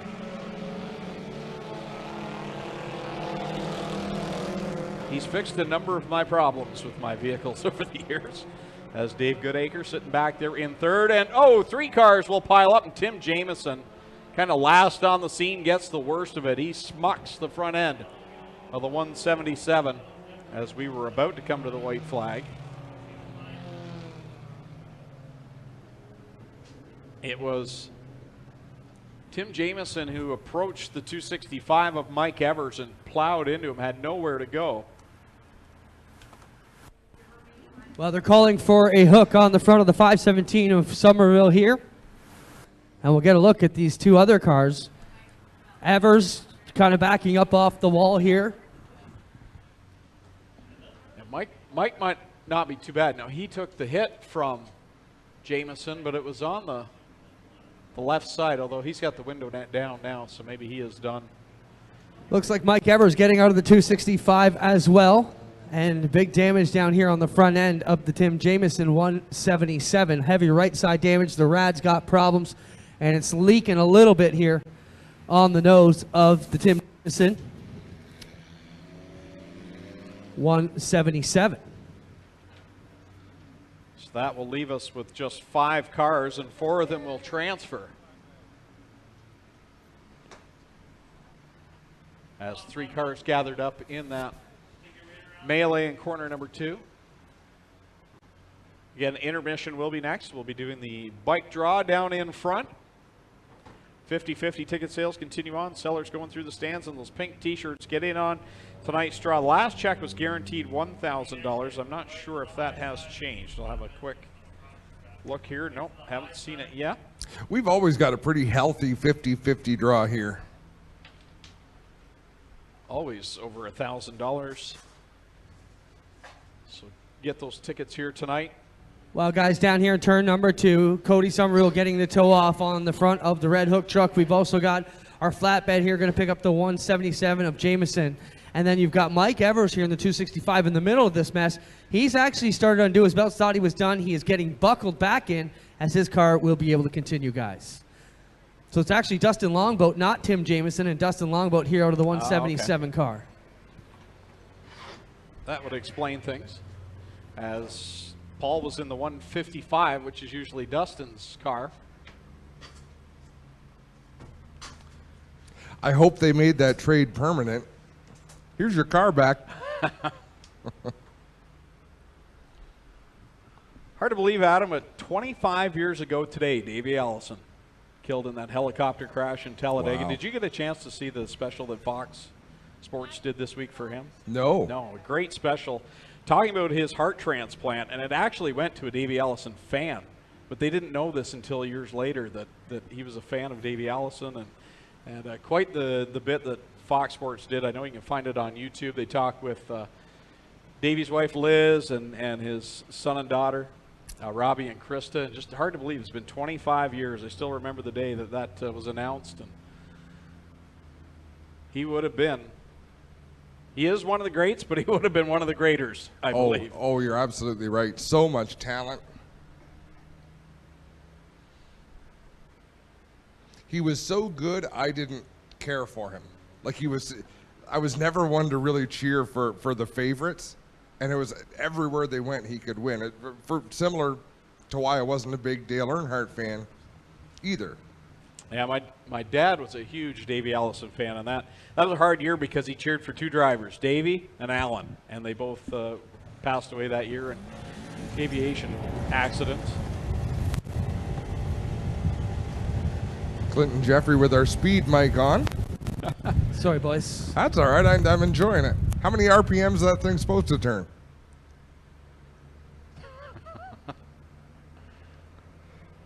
You always ask me the question as soon as I shut my mic off, and the answer is not that many. Well, it was a little bit rhetorical, but I'm glad you showed up. The problem is this mic has a convenient 7-second delay from the time I press go.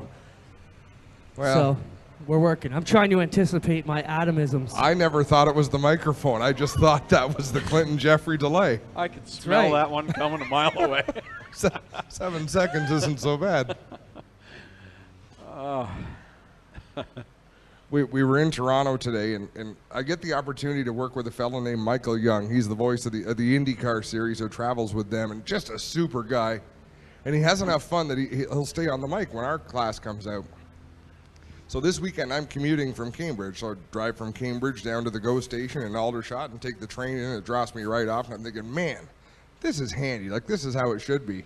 And he says, you won't believe where they put me up this year. And he looked down and he pointed over there. He said, see that balcony right there in the hotel, the new hotel they built right in the CNE grounds? It's hard to explain it, but if you see it, it says, yeah, my room is just above that one right there. Took me 6 minutes to walk over here this morning. Son of a gun, my GO train ride wasn't quite as enjoyable after that. Huge weekend down there. Great crowd today for their Honda Free Friday. Proceeds going to Children's Make-A-Wish. Pretty cool thing that they put on.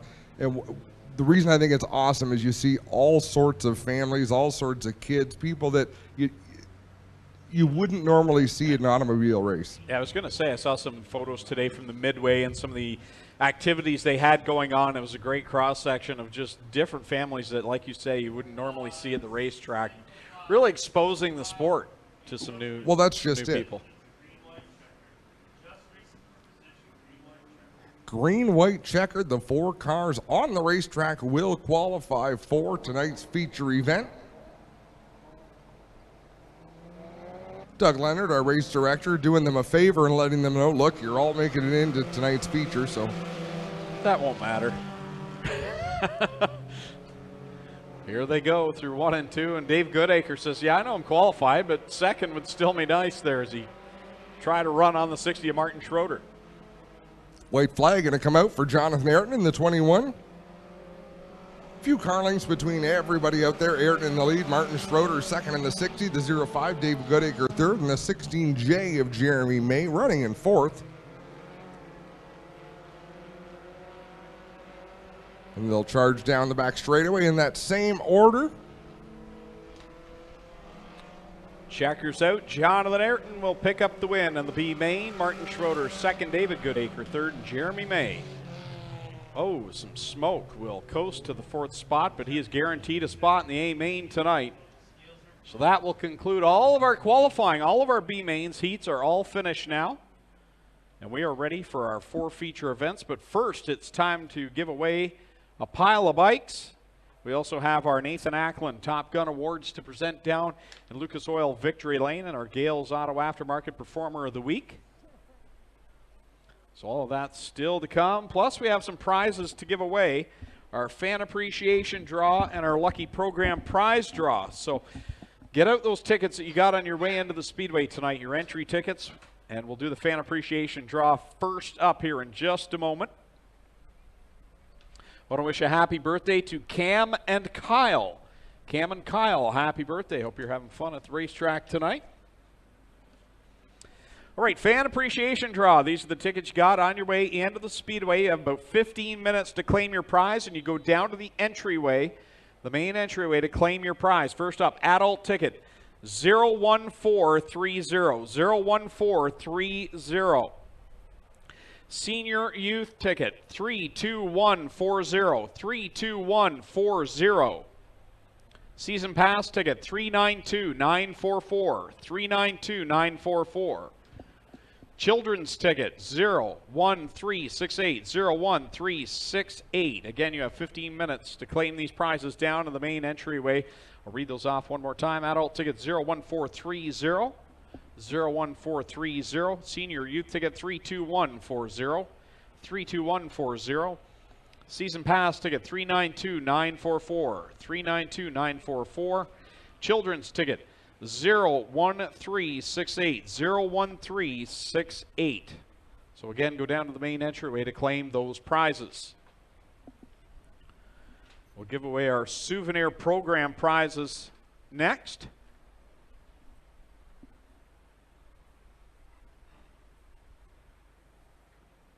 So get those souvenir programs out. We'll be doing that in just a moment's time.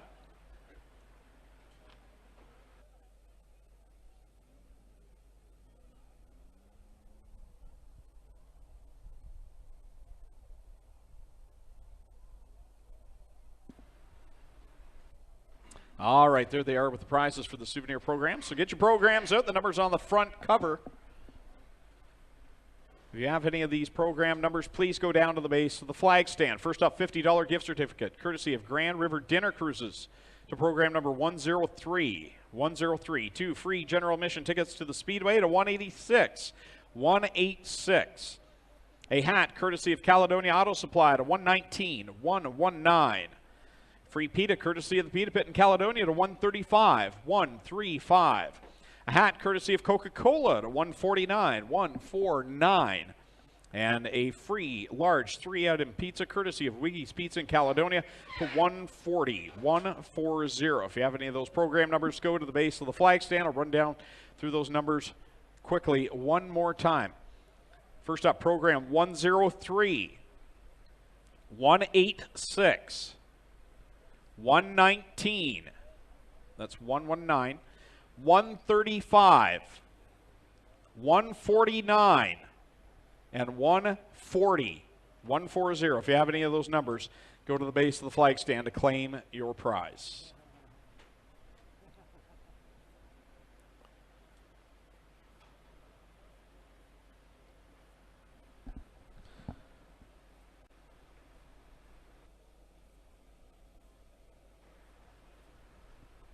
So get ready to do the bike draw here.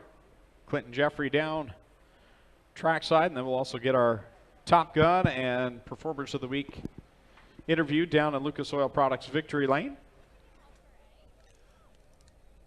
Well, ladies and gentlemen, how about putting your hands together for all these amazing race teams who gave us all these cool bikes to give away to these amazing kids? So cool. Not only the racers, but we've had fans, we've had other tracks, we've had all kinds of organizations. They can go in Susie's backpack right there is where we're going to pull them out of. So hopefully you all got down to the Junior Fan Club, got your ballots in.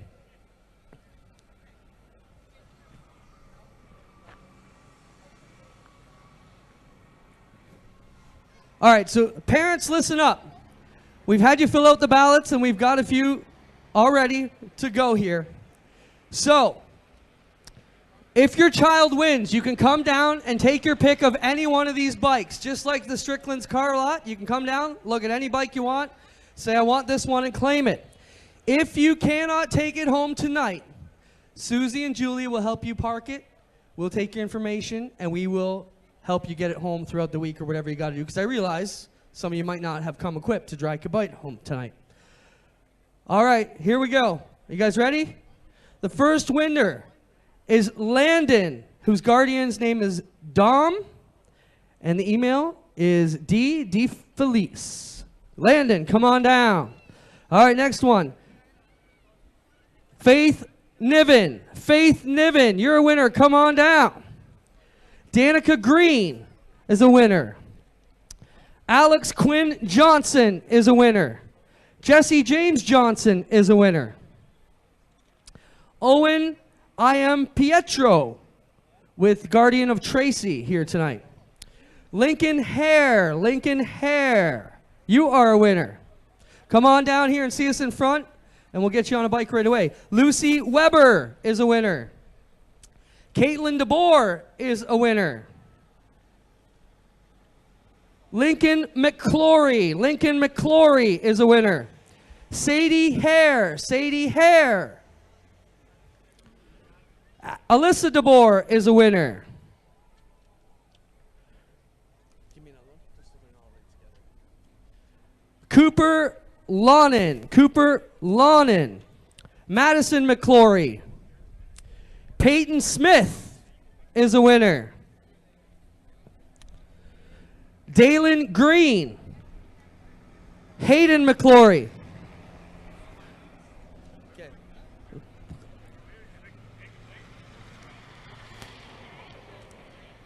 See Julia, step over there on that side. We'll get, if you called your name, go over to the start finish line at the start stand. Julia, we'll get you sorted out. He's got his winner already. Eva Rickard, you're a winner. Eva Rickard. Drayden Green. Jack Lovelock.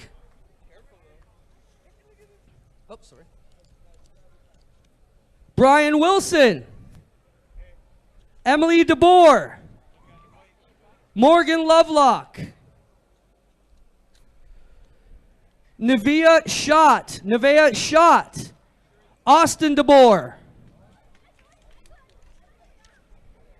Benny Liverance Edwards. How many more do we got to get? Dakota with Garrard Farnsworth. Dakota, you're a winner. Come on down.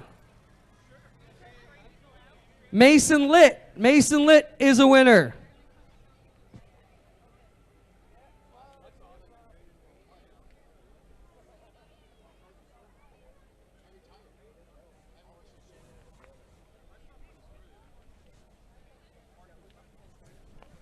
All right, we're going to get those winners sorted out. I'll go talk to Ken Sargent, and then we'll come back and do a couple more, and we'll figure out how many bikes we've got left to give away as we give all these awesome bikes away here on Strickland's night at the races. Want to thank Strickland's for all they do for us. And we'll get over here and talk to Ken Sargent as we figure out how many more bikes we've got to give away. Well, we got a minute. We'll get in here with Ken Sargent, our Gales Auto Aftermarket Performer of the Week. Kenny, last week you were out here and you were telling us it was your 135th feature win. How many years did it take you to accumulate those kind of stats? 26 years. Pretty good, though, but you always got a smile on your face. You seem happier now than you were when I met you 20 years ago to just be out here competing against the level of competition. I mean, when we started, you raced against 14, 15, 16 cars. Now you got that in your heat some nights. Talk about the difference in the competition here over where you cut your teeth growing up for those 16 or so first years. Well, all of these guys that I race with now are 15 to 20 years younger than I am, and I'm proud to see these guys where they are. I'm proud to be racing with these guys. And, you know, these guys come to me and they ask me questions. I help them out every way I can. I'm part of a great team, and I'm just having fun. Let's talk about your Club 54 racing teammates. You got 4 cars out there with yourself, Longaro, Michael, and Ryan. Talk about what Jen and Coop do for you guys and how they've changed your program a little bit. You know, all the years that I was racing, doing the street stock up into the pro stock and doing the tour races, you know, you always dreamed of having somebody like Jen and Coop from Club 54 that would help you out. And what they do for our team is just outstanding, and we can never give enough back to them for what they do for us. What can you do tonight, Ken? You got to come back through the pack tonight. Can you make it a back-to-back double?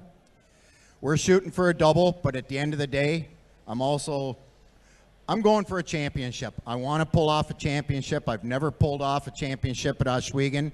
And, you know, hats off to Glenn, everybody in the crowd that comes out here every week.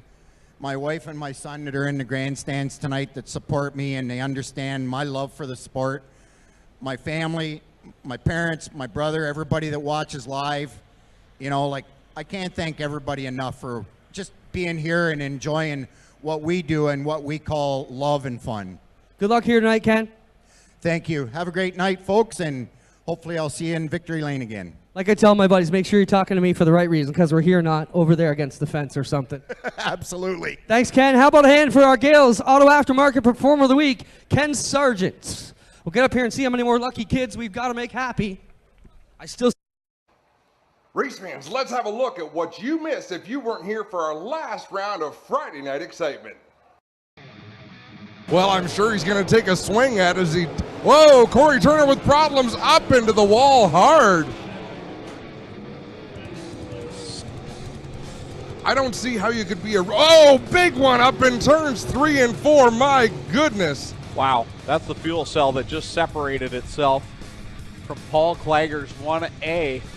Bet you that car was 20 feet in the air when the fuel cell separated from it on the ground, and it was as though it was catapulted. That fuel cell probably went 40 feet into the air as we see Paul Clagger undoing the safety equipment. Ladies and gentlemen, how about a round of applause? He has climbed out of that race car A-OK. They're working it. Here they come off the corner, off of corner 4. They were 4 wide for the moment. Oh, Jillian Hills almost got sideways, gathers it up. Mike Giverson dropped like an anchor on that first lap, and we've got one off the banking on the high side. And we've got Jeremy May going around, courtesy of the front bumper of Barry Westman. The green flag again for the HRW Automotive Mini Stocks. 4 wide. They're almost 5 wide out. Almost, not quite. Sean Iftati with a heck of a start. 5 wide through turn number 2. There's the chip being hit as they go down the backstretch. How do they all fit in? Well, they'll do it down into corner number 3 somehow. At the front, Nick Massey getting around the outside of Tristan De Silva for the lead. Where did both of them come from? I think they both started deep in the field. Way back. Silva was back in the 10th spot. Nick Massey started 20th. He is now your leader on lap 3. Here we go, final couple of laps. Nick Massey looking for the win. Came into the season as one of the absolute favorites. Hasn't been as dominant as we thought he might be, but he's been strong in this one. He works his way past Goodacre and now to the inside of Wall of Famer Mike Giverson. And he's got even more traffic in front of him. He's got to stay clean. He gets it sideways there to turn number 4. Here comes DeBoer down the front stretch. He is closing in with 1 lap to go. Here they go in heavy traffic. Tim DeBoer's got a great run off of corner 2, as does Kyle Wirt. DeBoer will drop to the inside of Giverson, down into 3 and 4. Massey all the way to the inside, pinching off his speed, getting sideways. Here comes DeBoer. It's a drag race.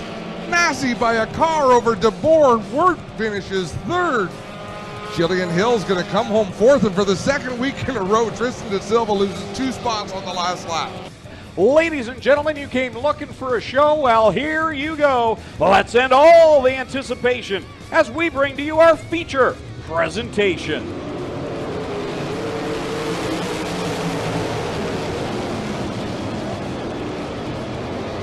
Slide job off the bat. Jim Hoopinen in front of D-Dubs, but Dylan Westbrook grabs the lead back. Here comes Hoopinen. He'll slide in front off of 4. Well, I have a feeling we're going to see this a couple of times. We are seeing some great slide jobs this season. Dylan Westbrook clears the field there in 1 and 2. No slide job that time. That gap is closing between the top 2, and if he had had a better run through 3 and 4, Mac Demand might be right there. Look at Westbrook's left rear. It's coming apart. The left rear on Westbrook is falling apart. Yeah, Westbrook really struggling on the racetrack right now, and who knows if he can tell what's going on. That left rear, there's not much holding the left side of the race car up right now, and Mac Demand's getting closer, but it'll be 2 laps to go this time at the stripe. You can see the car vibrating violently as he came down the front stretch. We'll see it again this time. Mac Demand closing the gap, trying to gain more points and get a win. Trouble up in corner number 2 is slow car Scott Burke. Scott Burke headed off into the pit. Should be no harm, no foul as we approach the white flag. Here comes Mac Demand. Can he hold on? One more lap. Demand is trucking towards the leader. Dylan Westbrook leads the lap. He's got to make it 3 more corners, but here comes Demand around the outside. Demand takes the lead over Dylan Westbrook, but he's got to hold on to it for 1. Oh, yellow flag is out. We've got 1 off the track in 3 and 4. And I believe, yeah, that's Scott Burke, the car that we thought originally was headed to the pit area. He's decided to stay on the track, and it brings up the caution now with 1 lap left to go. Dylan Westbrook trying to nurse that car back with the left rear coming apart. If you've ever gotten your wheel balanced and see the tiny little lead weight they put on there, that balances and makes a huge difference in the vibration or non-vibration of your tire at highway speed, you can imagine what a 3-pound clump of mud would do the size of a softball in the right rear. Westbrook coming to the green flag, hammer down on the front stretch. Westbrook knows what the problem is. He just has to ride it out for 1 more lap. He skates way up the banking and comes down the backstretch as your leader, and here comes Mikey Krutchka into the mix. Krutchka works his way up to 2nd spot. Westbrook coming off of turn number 4. He wins the race. Mac Demand 2nd, Krutchka in 3rd. Chris Steele in 4th. Tyler Hendricks rounds out the top 5. Kyle McKenzie unfurls the double green flags. We're underway, and Jay Liberance, the Team Green machine, out in front. And comes around off the corner. Couple of car length advantage over Rob Hoskins, and they're 4 wide back in 5th. Jay Liberance was coming down the racetrack as Donnie Lantwell was going up the racetrack. We almost had an incident right at the front of this field. Across the line, they come to complete lap number 1 of 20 in this Middleport Mechanical Thunderstock feature event. They're 5 wide for you, Adam, off of corner number 2. 5 wide. Here comes Ryan Denning making the move on Jay Liberance down in corner number 1. He'll work the inside line. He'll slip by the number 40. With Jay Liberance back to 2nd. Ken Sargent holding down 3rd over Hoskins and Winger. That was some, well, now Jay Liberance goes around. He had led at one point in this race. The yellow flag flies. That's a big break for Dave Bailey in that 49. At the front, the Club 54 Racing team cars going at it. Oh, a little contact maybe going into one there between Denning and Ken Sargent. Sargent in the 25, Denning in the 8. These are full-fendered stock cars. I would hope there's a bit of contact going into turn 1. Halfway, 10 laps down, 10 laps to go in this Thunderstock feature event. Denning just not able to keep the back end of the car planted like he wants off the corner by the looks of it, as Ken Sargent now has taken the lead, pulled out in front of the 8 of Ryan Denning. Green flag is out. 2 more laps to go in this Thunderstock feature event. Ryan Beagle with a good start on the inside. Christopher Hale going to head to the high side. Kenny Sargent maintains his lead. Yeah, Ryan Beagle's been lurking all night, just right there where he needed to be, and now it's money time, and here he comes. Terry Martin has problems down the front stretch, but we are coming to the white flag, and Beagle is right there. Ryan Beagle there to make his move. That sort of hurts Christopher Hale because he was running that line before. He's going to be halfway up the racetrack, sliding up the track. They've got one more shot. Ken Sargent out in front. Can he hold them off? He's got a nice line through 3 and 4. Looks like he's going to be able to do it. Ken Sargent will pick up the win at the line. Christopher Hale second over Ryan Beagle. Green flag flies. They race down the front straightaway into turn number 1. Sean Evans down on the inside. Aaron Turkey heading to the high side of the speedway. Evans gets a great run off of turn number 2. He'll lead the way all by himself into 3. Off the 4th corner comes Sean Evans. He'll lead the lap over Aaron Turkey. The Hurricane Hannah Farrell right there trying to hold off Lucas Smith, who works the inside line. We are back under green. Cat and mouse. Sean Evans pulls away. Oh, and Aaron Turkey goes on over. his side. And who's up there on the high side, up towards the wall?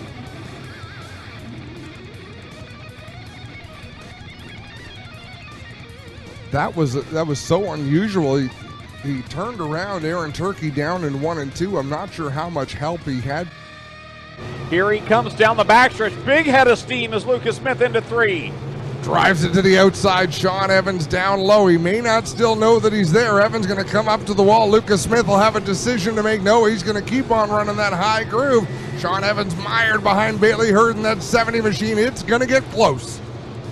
Evans stays tucked down to the bottom, but he's got some cars down there that are going to be in his way. Matt Hill, Rob Neely, Bailey Hurd on his outside. Here comes Smith. He's going to go high in corner number 1, looking for the lead. Smith way up to the outside. Sean Evans just caught a big break. He got a nice run on the bottom. He cleared Bailey Hurd. I thought he was going to clear Rob Neely, but he is checked up on the inside of the racetrack, and he's in trouble. Lucas Smith to the lead. White flag in the air.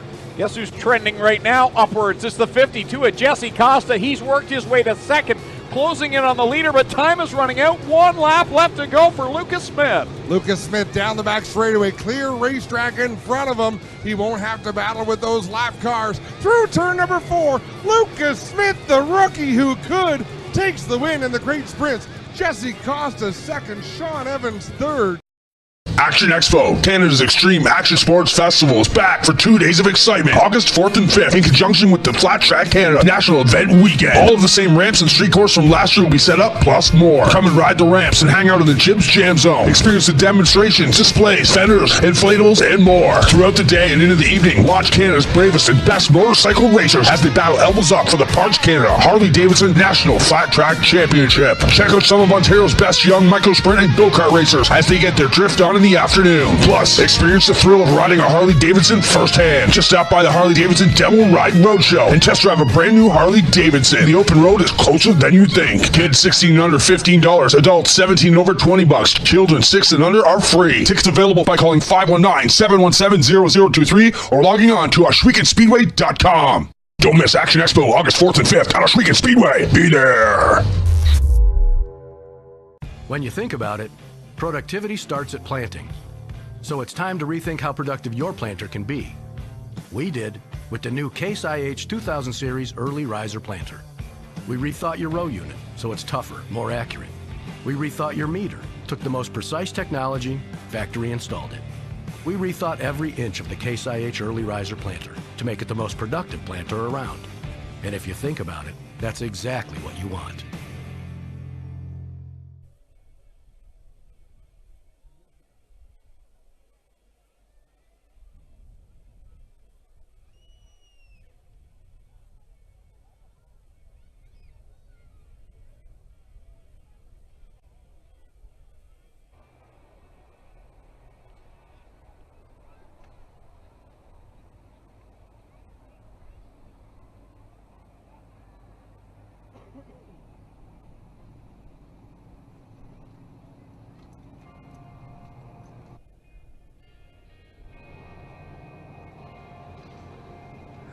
All right, race fans, it's time to go feature event racing here at Ohsweken Speedway. We're going to start things off with the Middleport Mechanical Thunderstocks. Here's how they're going to line up for tonight's feature event. Starting on the pole from Caledonia, car number 2, it's Lee Winger. On the outside of row number 1, the Shed in a Day, number 13 from Brantford, is Casey Huffman. Row 2 on the inside from Simcoe, the Extreme Liners Expert Auto Clinic. A1 Car Care number 4 is Aaron Rowitsky, and outside of him, the 93K from Caledonia, the Caledonia Auto Supply car of Mike Klazinga. Starting 5th from Brantford, the Affordable Towing and Recovery number 40 of Jay Liverance, and on the outside of row number 3, driving car number 11, Go Fast Teeple.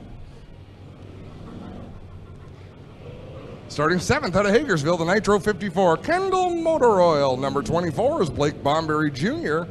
And on the outside of the 4th row from Canfield, the Bodyline 46 is Kevin Pauls. Starting 9th from Brantford, the Strickland's Mead Mechanical Praxair Brantford sponsored number 1 is Chris Dickey. And on his outside from Ohsweken, the Town Line Variety 777X is Chase Hess.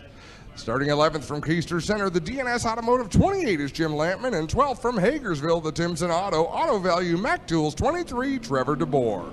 Starting 13th from Caledonia, the Club 54 number 8 is Ryan Denning, and they are off into turn number 1. Bill Bleach in the 108, Mark Bazine in the 21X. The 53 is Logan Schwedick, the 49 is Dave Bailey, Kenny Sargent in the 25, Ryan Beagle in the 84 RK, Christopher Hale in the 79. Brett Rodwell in the 77, the 52, Tony Fraser, 26, Mike Ferguson, 37H is Rob Hoskins, and the 38 is Frank Turkey Jr.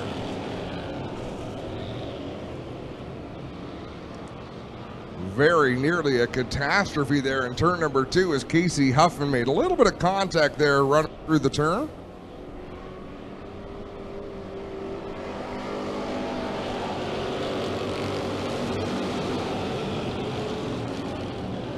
With Mike Klazinga, everything was A-OK, and they were able to continue, but what a gaggle of cars down the backstretch. Bill Bleach hooks the left rear corner of Kevin Pauls. They are still hooked together as Bleach goes for a long slide through turn 3.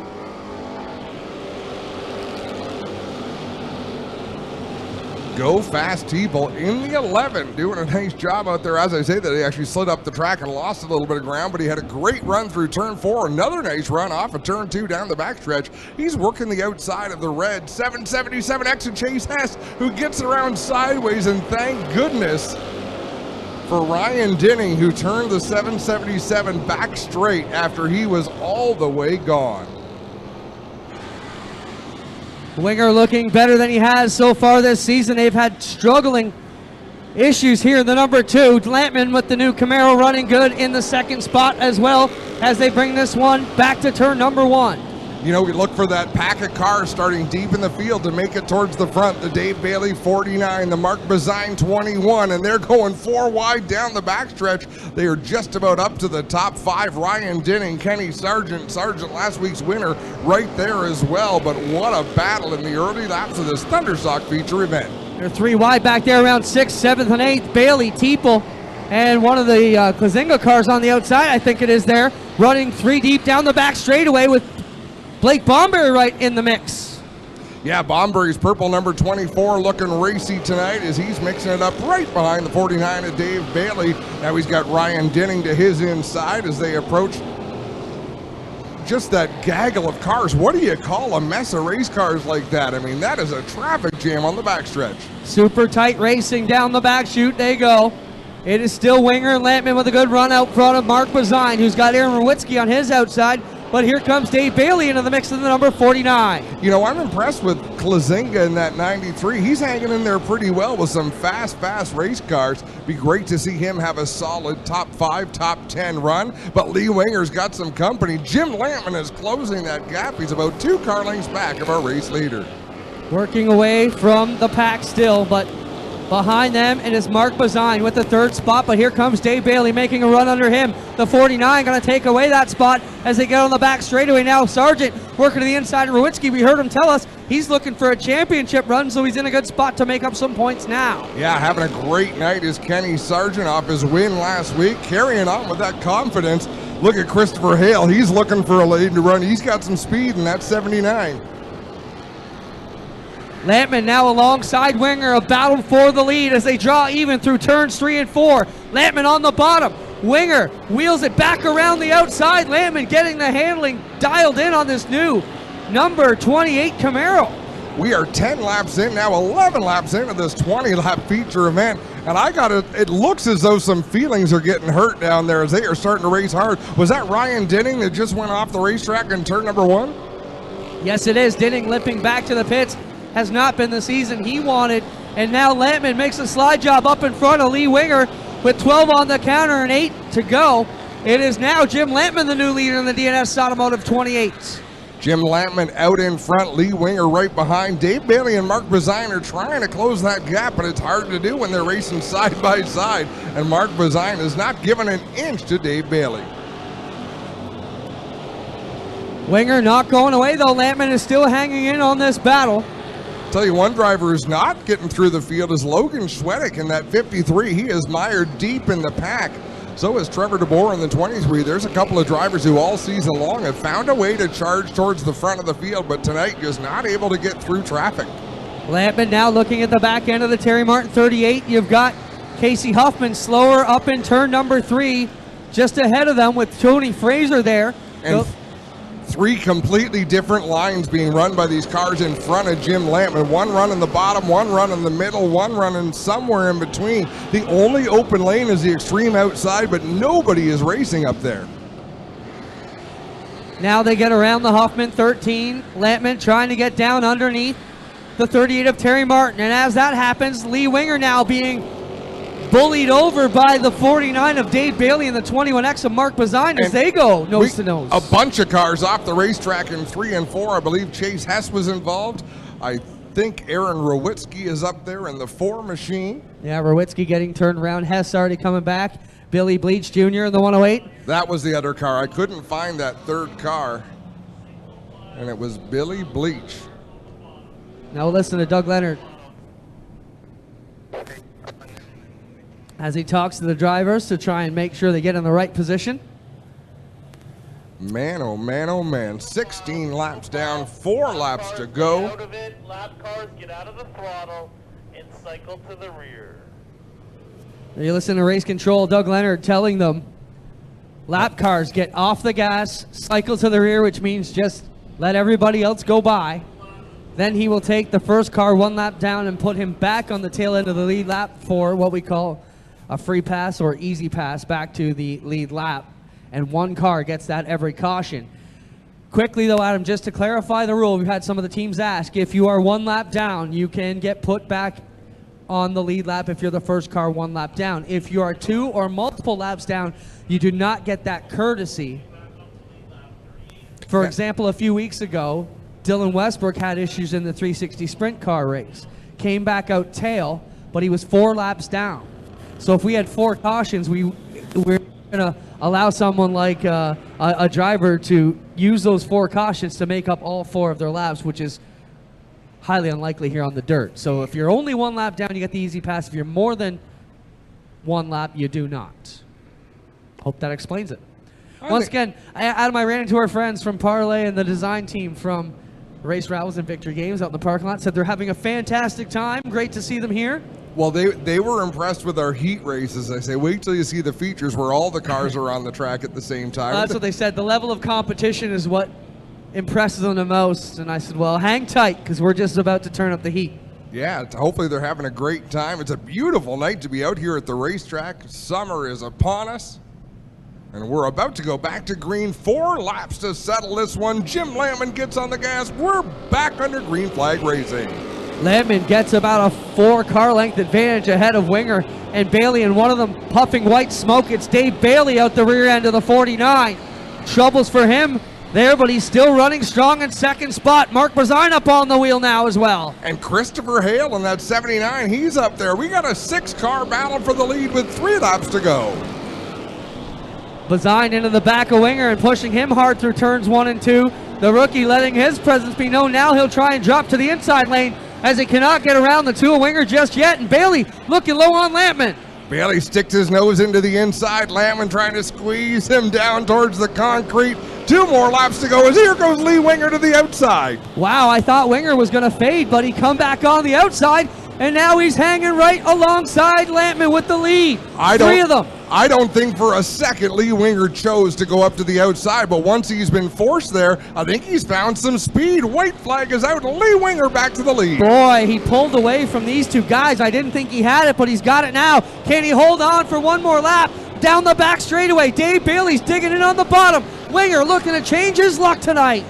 Winger pulls away by a car length down the backstretch into turn 3. Bailey closes the gap. He's got one more chance coming out of turn 4. He's going to come up short. Lee Winger to the win. Bailey, Bazine, Lampman, Sargent, Christopher Hale, Go Fast Teeple, Mike Lazinga, Bomberry, Trevor DeBoer, Rob Hoskins. Wow, that was something else. And Clint, while we're on the subject, we had some chatter up here in the tower. We need to get the sponsors listed for Go Fast Teeple, so I need a note from them on Facebook or something just to get his list of sponsors so we don't cut any of them short. We try to read it off the race car, but that can be challenging as well. All right, we'll give away a few more bikes here. Susie and Julia, come on up to the fence here. I'll get a couple of bikes named. I'll call it a few names, then we'll run back to victory lane.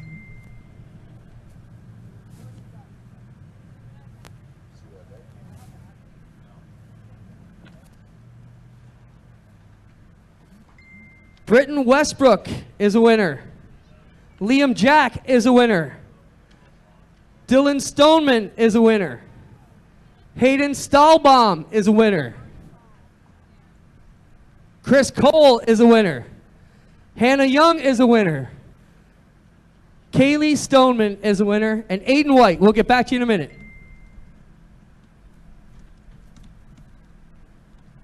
Lee Winger working his way out of the O'Neill's Farm and Garden Hess Performance Thompson. Medals number 2. How about it, ladies and gentlemen? Winger back in victory lane.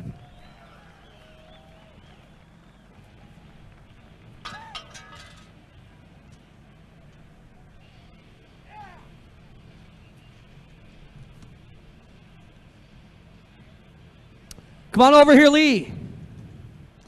Well, Lee, what a run tonight. I mean, it looked like you were fading. When you watched the call back on this one, I said he's fading. I thought you were going. Adam said he didn't think for a minute you chose the outside. Once you got pushed up there, though, this car took off, buddy.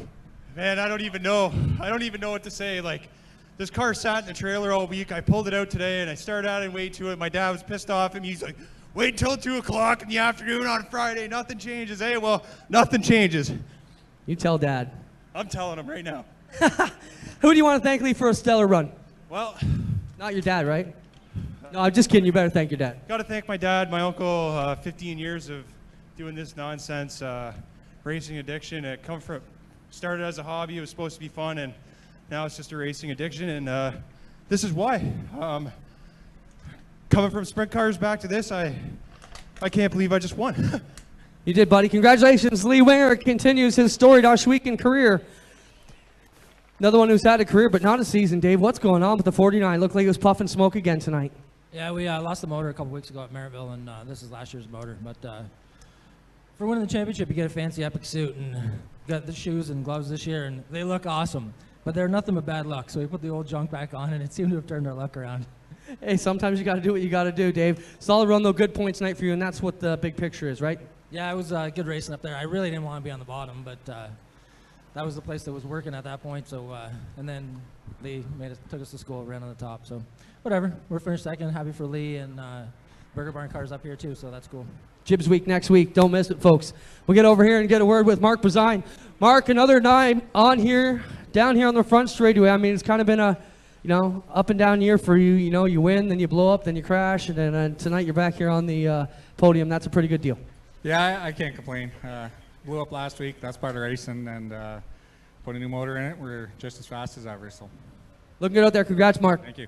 There you have it, your top 3, ladies and gentlemen. Have a big round of applause for Lee Winger, Dave Bailey, and Mark Bazine. Keeping your pride and joy perfect is as easy as 1, 2, 3. Start with Slick Mist Speed Wax. Simply mist on and wipe off for a professional detailer shine. For your tires and trim, there's Lucas Slick Mist Tire and Trim Shine. Spray on and wipe off for better than new look. Then finish her with Lucas Slick Mist Interior Detailer. Just spray and wipe. Easy. Use Lucas Slick Mist Car Care products and she'll never look better. Fast, easy, and professional. Really. It's sort of like having an extra set of hands. Or 3. Action Expo, Canada's Extreme Action Sports Festival, is back for 2 days of excitement, August 4th and 5th, in conjunction with the Flat Track Canada National Event Weekend. All of the same ramps and street course from last year will be set up, plus more. Come and ride the ramps and hang out in the Jibs Jam Zone. Experience the demonstrations, displays, fenders, inflatables, and more. Throughout the day and into the evening, watch Canada's bravest and best motorcycle racers as they battle elbows up for the Parts Canada Harley-Davidson National Flat Track Championship. Check out some of Ontario's best young micro-sprint and go-kart racers as they get their drift on in the afternoon. Plus, experience the thrill of riding a Harley-Davidson firsthand. Just stop by the Harley-Davidson Demo Ride Roadshow and test drive a brand new Harley-Davidson. The open road is closer than you think. Kids 16 and under $15, adults 17 and over $20. Children 6 and under are free. Tickets available by calling 519-717-0023 or logging on to Ohswekenspeedway.com. Don't miss Action Expo August 4th and 5th at Ohsweken Speedway. Be there.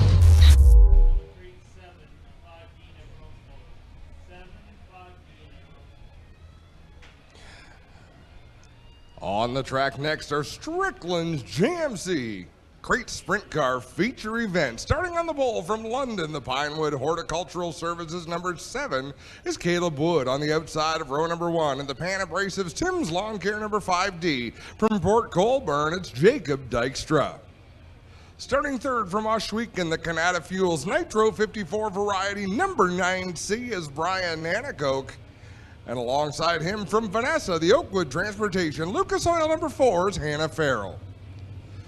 Starting fifth from Scotland, the Acklands Insurance number 87X, it's Sean Evans. And on the outside of the third row from Waterford, the Ohsweken Speedway number 12 is Brad Herron.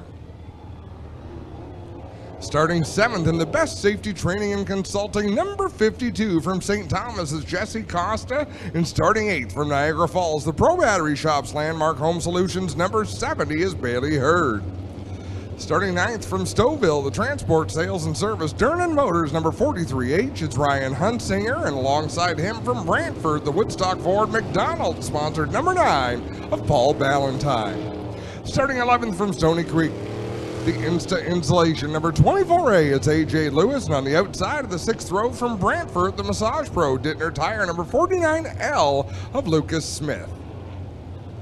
Starting 13th from Delhi, the Ohsweken Speedway Air Express number 1, Holly Porter. And on 14th from Beachville, the DeGrooten Hill Weatherskin Castrol number 5 of DJ Christie. Starting 15th from Ohsweken, the MK8 is Matt Hill, and on his outside from Beamsville, the JNE Recovery Superior Petro Fuels 88H, it's Josh Hansen.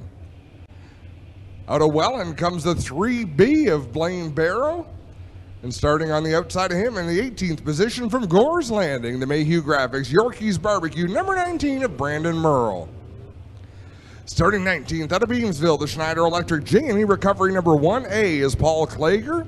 And on the outside of the 10th row from Hamilton, the Burger Barn Ace 1 Construction 56, it's Derek Lemaire.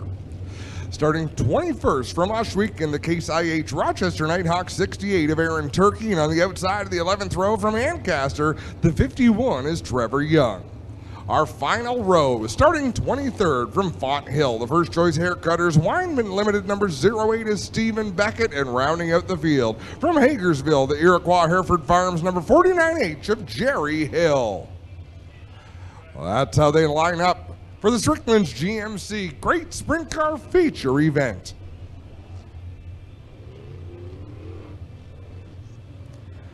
White flag, one more lap to go, and then it's going to be Caleb Wood on the inside, Jacob Dykstra on the outside, a couple of fierce competitors. So much young talent in our Crate Sprint Car division here at the Big O.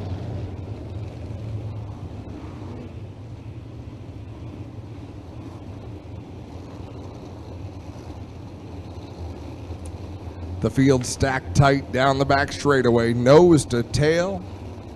12 rows deep.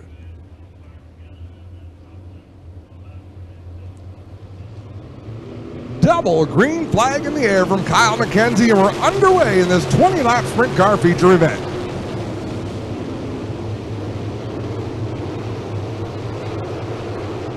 Paul Ballantyne with a tough run through turn number 1, went up the racetrack, lost a bunch of track position. He is almost all the way out at the top 20.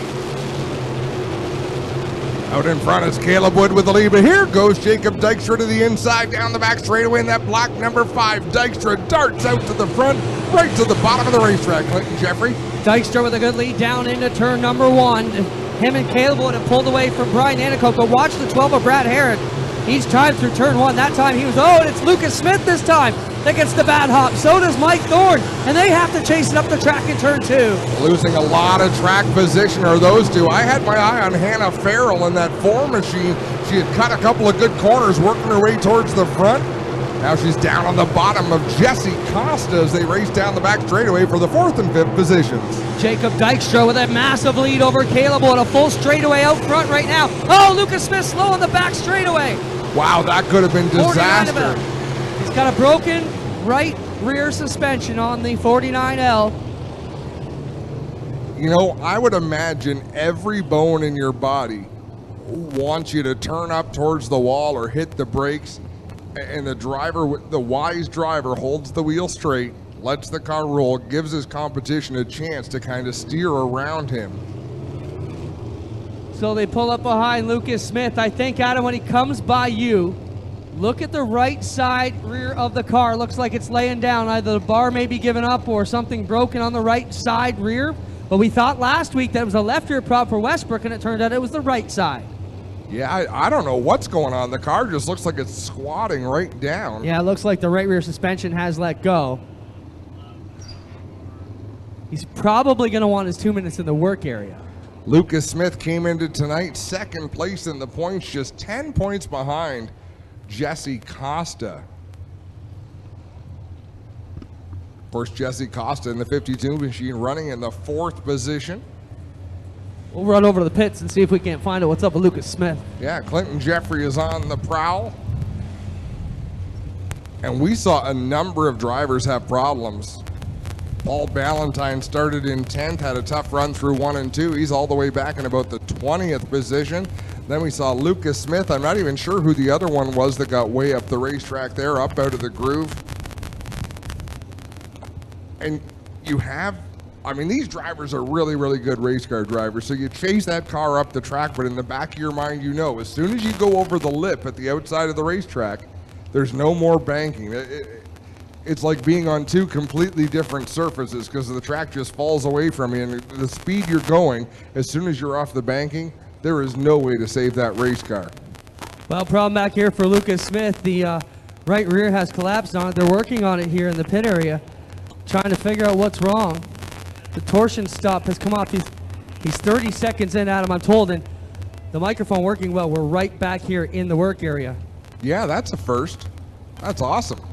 I shouldn't say that's a first, but so many difficulties, you never know where those mics are going to work. Who does he have working on the car back there, Clint? He's got a full host of teams here. We're actually trying to send a camera feed back to Spencer here on the front side. Because they're not the most experienced of sprint car crews, so these sort of things can be tricky to diagnose and then fix in the 2 minutes they're given in the work area. But we know that all sorts of race teams like to jump in, so we're having a look at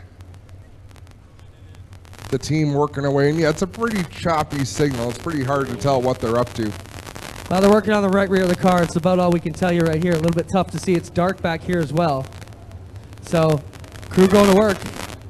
They might be able to get this one back together, Adam. I'll tell you, Jacob Dykstra in that black 5D out in front. I kind of thought it was going to be Caleb Wood who would jump out and set the pace in this one. Caleb Wood, an experienced sprint car racer, another young man. But it was Dykstra who got out in front. And then how about Brian Nanakoke hanging in there in the 3rd position in that Canada Fuel-sponsored number 9? Well, less than 30 seconds to go for Lucas Smith here. The crew working hard to get a new torsion stop on Adam. I don't know if they're going to go. They've called it to go white at the line, so I don't think he's going to make the call. Well, and not the end of the world. I mean, they've got a championship to look after, Clint, so they're going to keep on working back there, I'm sure. Whether we go white or not, you never know. The race could go the rest of the way under green. We could get a yellow flag right away. That's the thing with sprint car racing. You just never can be sure. Well, Adam, the other point to this is once we go green, he cannot cross the track. He will have to wait till the next yellow, unlike a mini stock or street stock race. We do not let the sprint cars blend in. So if he cannot get out here, by the time they come down out of 4, he's going to be in trouble. And that's a pretty good rule to have. And Corey Turner asked me that too a few weeks back when he had issues, but that was basically the gist of the rule. You cannot just roll out. You've got to be brought out. And tough break for the guy who came into tonight, second place in the points, Lucas Smith, with a big drop in the points tonight.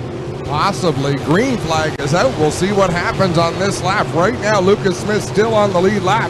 Caleb Wood up the racetrack. Brian Nanico gets around him. So does Jesse Costa in the 52. Jacob Dykstra on that Lakeshore Catholic Schools rolling out here. And Lucas Smith just rolled out here. Not sure how they're going to deal with that one. No, that's interesting. I guess if you don't know the rule, and neither does the push truck driver.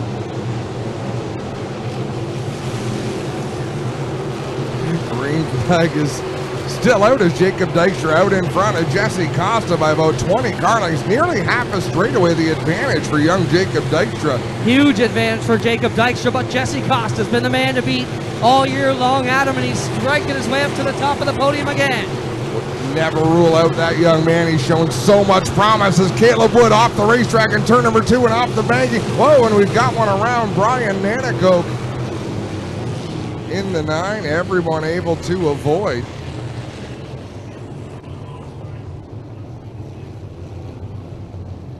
Okay, so I overheard. Hold on. I want Doug to give that one. Doug, can you give that call again, please?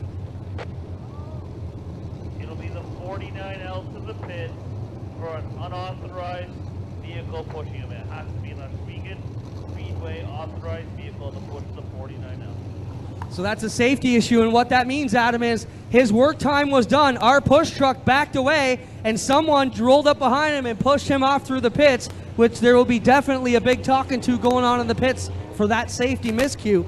But Doug Leonard, you heard it right there. Black flag the 49 for an unauthorized push. It must be an Ohsweken safety vehicle pushing you off. So they've took it in their own hands just to wheel out, and that could be a rookie mistake. You know, in the other divisions he's raced in the past, you can do that. We don't want them blending in the sprint cars. It's dangerous at the rate of speed these guys are carrying. I hope that makes sense, Adam. No, and I admire their enthusiasm for doing it. Now curiosity, so that will end his night? I think it will, because you've been parked for an illegal entry onto the speedway. Yeah. Had he waited, he could have been pushed off this time. And he would have been legit. 3 laps down, I believe. His accident happened with 4 laps complete, if I'm not mistaken. Correct. I've actually been there. My rookie season racing, which was 100 years ago, I did the same thing over at Delaware Speedway. Like, what do you mean? I'm back on the racetrack. What's the matter how I got here? Went the wrong way. Well, I mean, I got to say our crew does a great job of calling it out. They call out 2 minutes from the time he gets there. Then it's a minute and a half, minute 30. And then even I was over there yelling at them saying, if you don't go now, you cannot go.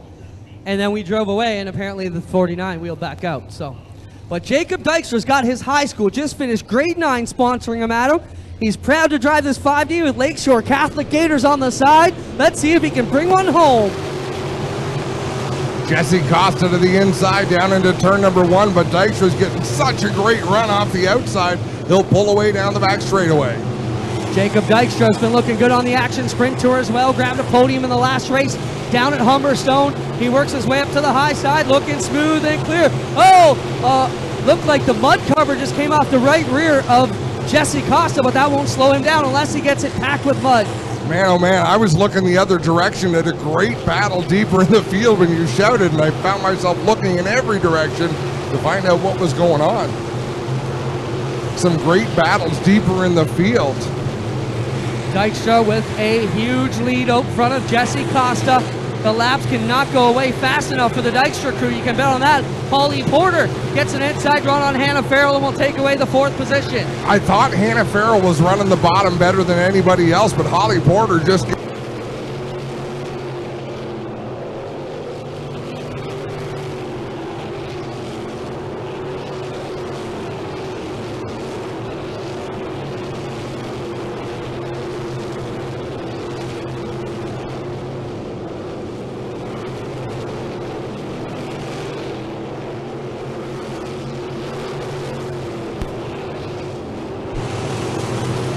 Yellow's out for AJ Lewis up on the outside of turn 1 and 2. Tough break for AJ Lewis, gorgeously prepared. Instapanels 24A. Came slow down the front straightaway, wheeled up to a limp spot here on the outside of turn number 1. 12 laps complete of the 20-lap scheduled distance. As we were mentioning, young Jacob Dykstra just finished grade 9 at Lakeshore Catholic School. And kind of a unique deal, Adam. You know, you wouldn't think that you'd be going to your high school for a sponsorship, but Jacob said they made him an amazing deal. So make sure we give the pops and the props to the high school. Absolutely. You know, there have been some creative marketing partnerships over the years. Heck, if I had a grade 9 student who could wheel one of these cars, I'd want my name on it too. Good point, good point. And you know, it's funny, he says, I got my high school. I says, you know, did you just graduate? He said, no, I just finished grade 9. Such a great young crew out here. We talk about it every week, of rookies and veterans and a good mix in the middle. Well, let's have a look at our top 10. Jacob Dykstra, Jesse Costa, they are teenagers. Caleb Wood, I'm not sure how old Caleb Wood is. But Holly Porter and Sean Evans are a little bit older. Then Hannah Farrell is a teenager. Brad Herron's a little bit older. Ryan Hunsinger's older than Dust. Josh Hansen's a teenager. DJ Christie's a teenager. I mean, pretty impressive to see these young people driving these race cars. Aren't you the same age as Hunsinger? Yep. Here we go. Green is out. I think I got you both by a couple.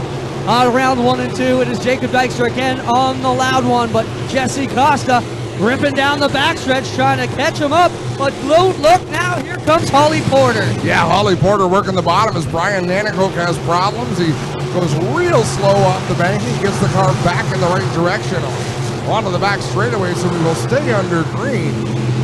But Jacob Dykstra again, he's got that great line through 1 and 2 on these restarts. It just launches him about 10 car lengths ahead of the rest of the field. 6 laps to go for the grade 9 student. Or 10 now, I guess, as he banks it down the back straightaway. 3/4 of a straightaway advantage out front of Jesse Costa, who's now got Holly Porter challenging on the inside. Sean Evans almost made it 3 wide up the middle of that 87 machine last lap. That was something to watch as Jacob Dykstra continues to lead the way. Oh, and problems for Caleb Wood in the 70 is slowed up on the backstretch. Caleb Wood was running so good in this one, and now he's got problems on the outside of turn number 3 down the back straightaway. Safety crew on the make, all ready to find out what's wrong with the Wood 7. Is it going to be a mechanical problem, or could it have just popped out of gear?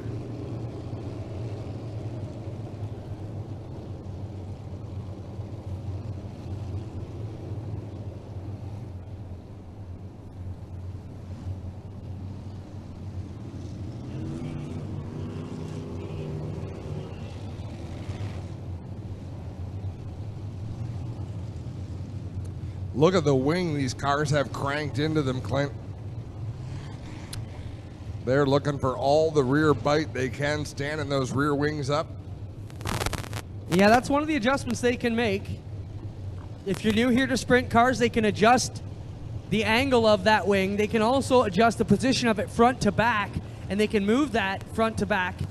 While they're racing, it's connected to the power steering pump and the power steering lines, and they've got a lever on the left side, right kind of where they get in the car. They can reach up, move that wing back under the wing pressure, will push it back. The more advanced setups out of them, the more costly setups, also let these guys move it forward under green because it's got a jack to move it front and back. Some of the lower cost setups will just let it go back, and then you have to wait till caution to get it to roll back, slide down on its own.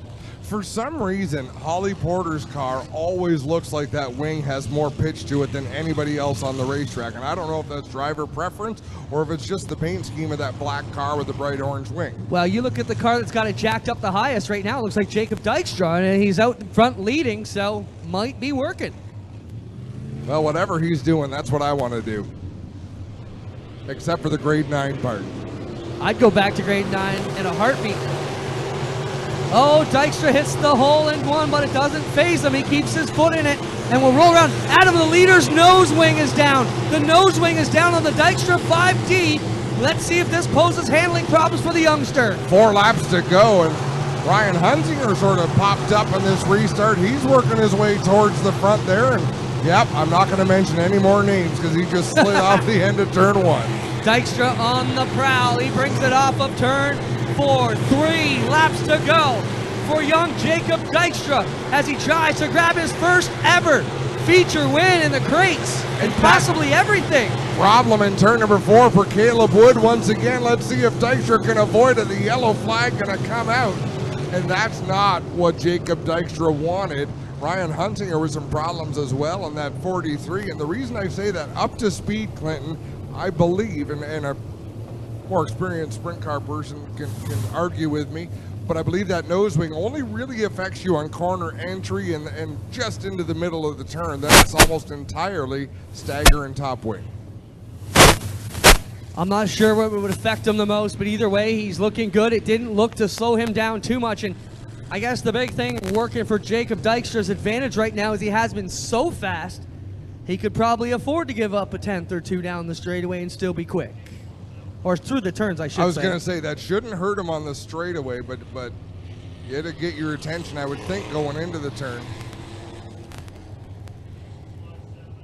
Now, Jacob Dykstra got to be wondering, what do I have to do to finish this race? Yeah, this just became the longest race of his life. You know, Adam, you and I will both be down at the Toronto Indy tomorrow for the Pinty's Grand Prix of Toronto NASCAR Pinty's Series race, and it takes me back to the race at Jacasa a few weeks ago when young Cole Powell was running good, and they came on the radio and said, every dirty thing that's ever happened in a race car is about to happen on this restart, so be ready for it. Let's play some defense and bring this one home. It was a beautiful piece of audio. I don't think all racers should have spotters, but it sure does provide some entertainment listening to it. Well, I'll put our guys up against anybody. They got no help. It's all instinct and senses out here for these drivers. They do not have anybody other than our race director, Doug Leonard, giving them instructions, and he ain't helping them get around the track. Here we come around 3 and 4. Jacob Dykstra trying to hold off the point leader. Can he do it for his first ever feature win? We got 3 to go. Like a veteran, rolls the car down the banking to get that big jump straight to the outside, the same line he's been running all night long, and drives away from Jesse Costa. What a run here for Jacob Dykstra. 2 to go for the high school student out of Port Colborne. And Sean Evans coming into the mix now, trying to grab one of the podium positions. Well, and this is great for Jacob Dykstra. Let them duke it out for second, third, fourth. Everyone else can battle it out. He's out in front with the white flag in the air. Last time into turn 1 and 2. Gotta just bring it back home around. Holly Porter up underneath Sean Evans with a slide job. What a battle, but the leader, Jacob Dykstra, bring it home at him. One more time through 3 and 4, the grade 9 graduate, Jacob Dykstra takes the win. Costa to second, third goes to Sean Evans, Porter fourth, Aaron Turkey fifth from the B main, Hannah Farrell in sixth, DJ Christie in seventh, then there's Brad Heron, Josh Hansen, Derek Lemaire in the 56. But how about this young man from Port Colborne driving the Lakeshore? Is it Lakeshore Gators or Lakeside Gators? Either way, it's Gators on the top of that race car, and he's headed to victory lane.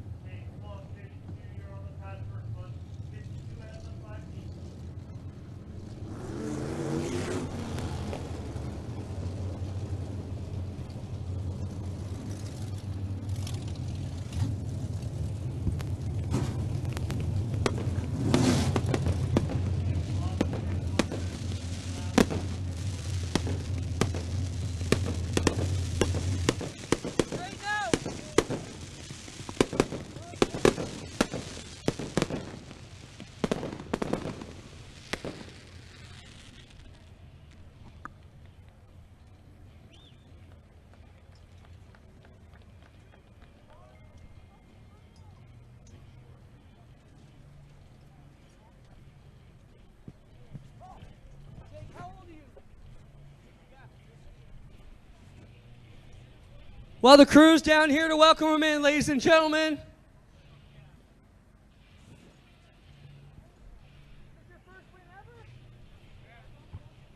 Here he comes, ladies and gentlemen, up on the top wing. Make him feel welcome. His first visit ever to Lucas Oil Victory Lane, 15-year-old Jacob Dykstra.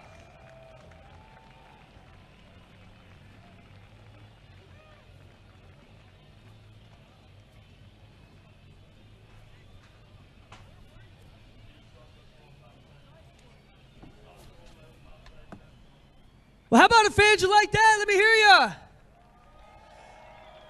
Jake, what a run for you tonight. I mean, you needed to be a veteran out there. You had many restarts to go through. Talk about what was going through your head the last 3 cautions there. I just seen Costa come underneath me during a caution. I was like, oh, hopefully he just can't get around me. I was like freaking out a little bit, but we got the win, so we're good. Let's talk about what your dad did for you to help kind of put his career on hold to get you in this car. It's paid off tonight. Talk about what it means for the family to get this one done. It means a lot.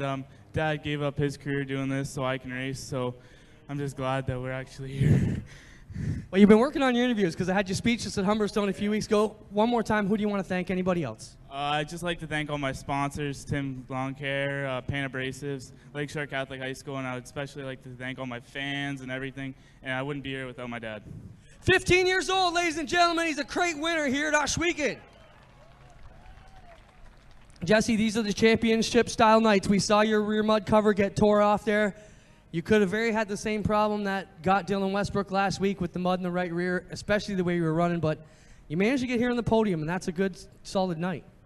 Yeah, we don't really run the bottom, but it worked pretty good, and I didn't really have anything for Jacob up top. I kept hitting that hole and getting me out of shape, but congratulations to them. It's nice to see them win. I want to thank my sponsors, John Vanderwees from Best Safety Training, and all of them for coming out tonight, Matt Wells and Andy Wells, Wells Foundry, Mark Phelan, Brian from Welders Millwrights Incorporated, and D&O Towing, my crew, my girlfriend, my parents, and all the fans for coming out. We wouldn't be here without you guys. There he is, ladies and gentlemen, Jesse Costa extending his point lead tonight. We'll get over here and talk to Sean Evans. Sean, third place tonight. Same story with Jesse. I mean, as long as you're finishing your nights here on the concrete, that's what counts, because those are the nights that are going to put you in championship contention. Can you be happy with the third tonight? I mean, I'm happy I'm here, but I'm not happy. I think a couple more laps, I had some stuff for both of them, but it is what it is. They run a good race. I'm glad to see Jacob get a win. That's pretty cool. He's pretty happy, and you know, it was a tight finish between me and Holly at the end. I didn't know if it was her or me, so it was quite interesting on the last lap, or the second to last lap, when Jesse, me, and Holly come out of turn 4 together. I thought she was going to get hairy going into 1, but it was good. So had a great time. I'd like to thank my sponsors, Tate's Automotive, Ackland Insurance, Miles and Pam, Town Line Variety, Total Rentals, Bobcat of Brantford, everybody that does everything, in my new crew that came and helped me tonight, because Nathan and all the rest of the boys are gone to Eldora. So big thanks to the boys that come out to help me tonight. There you have it, ladies and gentlemen. How about a big round of applause for our top 3? Jacob Dykstra with his first ever feature win. Jesse Costa and Sean Evans, the veterans, make their way to the top 3 as well. We'll get ready to go with the HRW Automotive mini stock feature lined up in turn number 4. Ohsweken Speedway brings the stars. Next Friday night, July 20th, Chibs Action Sports presents Autograph Night and Christmas in July. The Patriots Sprint Tour will be in town to challenge the best of the Cool Kids Core Pack Sprints. And don't forget your smartphone. Ohsweken is the first speedway to offer live and interactive replays on your smartphone as you sit in the grandstands. If you miss it on the track, you can watch it on your phone. Tickets available by calling 519-717-0023 or logging on to OhswekenSpeedway.com. Action gets underway at 7:30. Adult admission is only $14 and kids are $3 or less. Ohsweken Speedway, it's the place to race. Action Expo, Canada's extreme action sports festival, is back for 2 days of excitement, August 4th and 5th, in conjunction with the Flat Track Canada National Event Weekend. All of the same ramps and street course from last year will be set up, plus more. Come and ride the ramps and hang out in the Chibs Jam Zone. Experience the demonstrations, displays, fenders, inflatables, and more. Throughout the day and into the evening, watch Canada's bravest and best motorcycle racers as they battle elbows up for the Parks Canada Harley-Davidson National Flat Track Championship. Check out some of Ontario's best young micro sprint and go-kart racers as they get their drift on in the the afternoon. Plus, experience the thrill of riding a Harley-Davidson firsthand. Just stop by the Harley-Davidson Demo Ride Roadshow and test drive a brand new Harley-Davidson. The open road is closer than you think. Kids 16 and under $15, adults 17 and over $20. Children 6 and under are free. Tickets available by calling 519-717-0023 or logging on to Ohswekenspeedway.com. Don't miss Action Expo August 4th and 5th at Ohsweken Speedway. Be there. HRW Automotive Mini Stock feature lineup looks like this on the pole out of Waterford, the Springview Farm Golf Club. APC Simcoe 4W is Wade Thorne on his outside. Going second from Brantford, the Broker Link, number 6 is Jason Dixon. Starting in third out of Dundas in the Cal Tire 69 is Rob Twitchett. And on his outside, going off fourth out of Smithville, the Lampman Salvage 6X is Mike Serentakos. Starting in fifth out of Stratford, the Bellcamp Manufacturing 54 is Chris French. And starting in sixth out of Hagersville, the Tim's Tire 26 is Tim Newell. Going off seventh out of Woodstock, the Sutton Group 66 is John Jansen. And going off eighth out of Simcoe, the Adkins Financial Simcoe Dairy Queen Scott's Autobahn 88 of Aiden Nye. Starting at ninth out of Hamilton, the 17 of Mike Taylor. And going 10th from Brantford, the Adam Hallett Home Improvements 93 is Andy Reichman. Starting 11th out of Dundas, the AXYZ International 11P of Patrick Abramson. And starting 12th out of Burlington, the Let's Landscape Jibs Action Sports 01 of Tristan De Silva. Starting 13th out of Hagersville, the Timson Auto 23 is Dusty DeBoer. Going off 14th, Dale Millard out of Hamilton, the Burger Bar number 3. 15th, Jillian Hills out of Dundas, the Instapanels 32. 16th, the 2 of Matt Dua out of Hamilton. 17th, Dave Crumby out of Beaton. 18th, Kyle Ward out of Ancaster. 19th, Tim DeBoer out of Caledonia. 22, Nick Massey out of Fenwick. In 20th, 21st, Jason Tolton in the 122nd. The 21 of Jonathan Ayrton. 23rd, Fabio Oliveri. 24th, Martin Schroeder. 25th, the 15 of Sean F. Toddy. 26th, the 05, Dave Goodacre. 27th, Steve Miller, and the 16J of Jeremy May goes 28th. 4 wide, nothing to get too wound up about, Greg, just yet. As they work through 3 and 4 to complete lap number 1 is Jason Dixon out in front. And we know your prerequisite now is 5 wide. Well, there we go. And not any room there for Dale Millard. He gets shuffled up onto the flat side. 5 wide through turn number 2 they went. They're stacking up in corner 3 now. Nick Massey, the point leader, right in the middle of it all. Yeah, that's it. Both of us saw that at the same time, and he got squirrely there, was able to gather it in. Fortunate for Nick Massey. Out in front, it's Wade Thorne with a couple of car lengths over John Jansen. There's Nick Massey off the racetrack in 1 and 2. Wow, rough start for him here in the opening couple of laps. Out in front, though, it's Wade Thorne over John Jansen. Jason Dixon, your top 3. Jansen closing in on Wade Thorne. And how about the DeBoers, the 23 and the 9? They're both running the high groove. They hit the very high groove through 1 and 2. Wow, look at that run. Dusty DeBoer in the blue number 23 hurled himself through the field on the high side, and I believe he's going to take the lead off of 4. Dusty DeBoer, your leader, across the stripe on lap number 4 here in the HRW Automotive Mini Stock feature event. 11 laps left to go. Tim DeBoer in tow in that second spot. Now it's Patrick Abramson's turn to take the ride around the outside. Well, yeah, we've got one parked in the hay bales. That's going to bring out a yellow there in turn number 1. Now, when we had a DeBoer in Victory Lane a couple of weeks ago, he said, this is like winning Daytona 500 to me. How excited did you think that they would get if they had 2 of them, 1 each in first and second? Yeah, they were pretty excited. And that night, Dusty DeBoer actually had problems and was parked in the infield. He videotaped the entire last few laps of that race as Tim picked up the win, and they celebrated together. It would be great to see Dusty pick up the win. Here's the replay we're getting to see. As Abramson, when he went up, he actually put Kyle Wirt into the hay bales. And again, that's just out of our sight line here, so we rely on those replays a bit to see what happened. And we do have a prize winner, the Cal Tire prize winner, courtesy of Cal Tire in Stony Creek, giving away those Boston Pizza gift certificates. The correct answer was Josh Shantz. Josh Shantz, sponsored by Cal Tire in the 360 Sprint Car Division. We have generous race teams here at Ohsweken as Jason Dixon making his way towards the pits. And we look at the point standings and we could have a big change-up. Nick Massey in the 222 came into tonight with the points lead, 8 points over Sean F. Toddy, who's back quite a ways as well. Jillian Hills, third in points, and she's up inside the top 10. Dusty DeBoer would be the big mover and shaker this week. Yeah, he's the one holding the hot hand right now towards the front of this field. I've enjoyed watching Tristan Da Silva in that Jib 01 all season long. Just the improvement. It's like watching a different driver than we watched last year in the Bomber class. Steadily improving. He's up there inside the top 10 yet again in the 01. And I'm sure he'd just like to get through that last lap. Last week he had I believe he had a podium finish and lost it right at the last few hundred feet. 2 weeks in a row. Yeah. Two weeks in a row coming off of turn number 4. It's been mayhem and cost him some spots. But still showing enough speed that they've got to be pretty happy about the way things are going.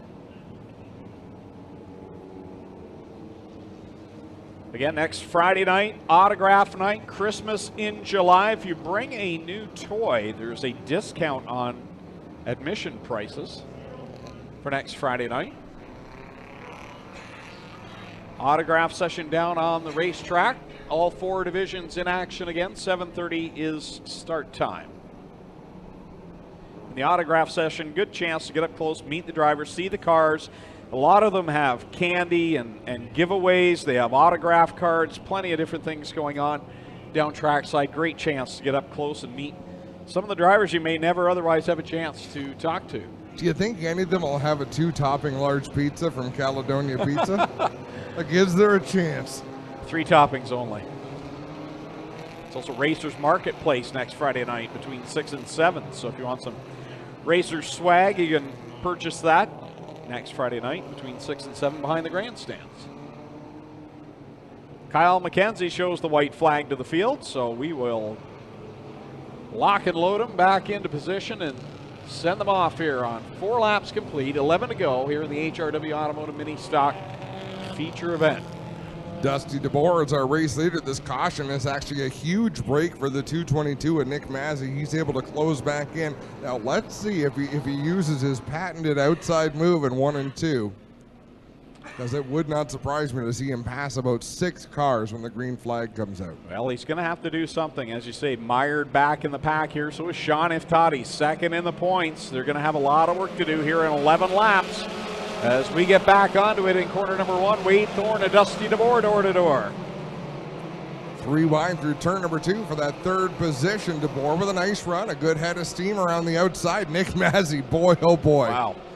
He didn't use the outside, but he went right up through the middle, past about half a dozen race cars. He started behind Sean Iftati. He's 2 or 3 cars ahead of him now, as if Toddy got rammed. Flat right rear tire as he makes contact with Fabio Oliveri. Oliveri had gotten squirrely. If Toddy really didn't have anywhere to go, and a flat right rear tire is going to send him pit side. Second place in the points, Sean Iftati to the pit area, so that's a heartbreaker for him.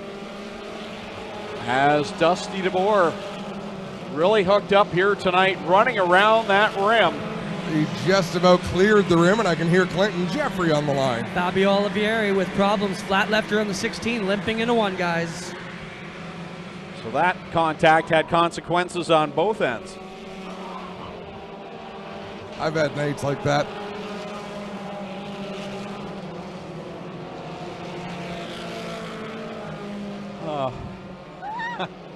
Where do you pick up after that? Dusty DeBoer leads over John Jansen's Tim DeBoer.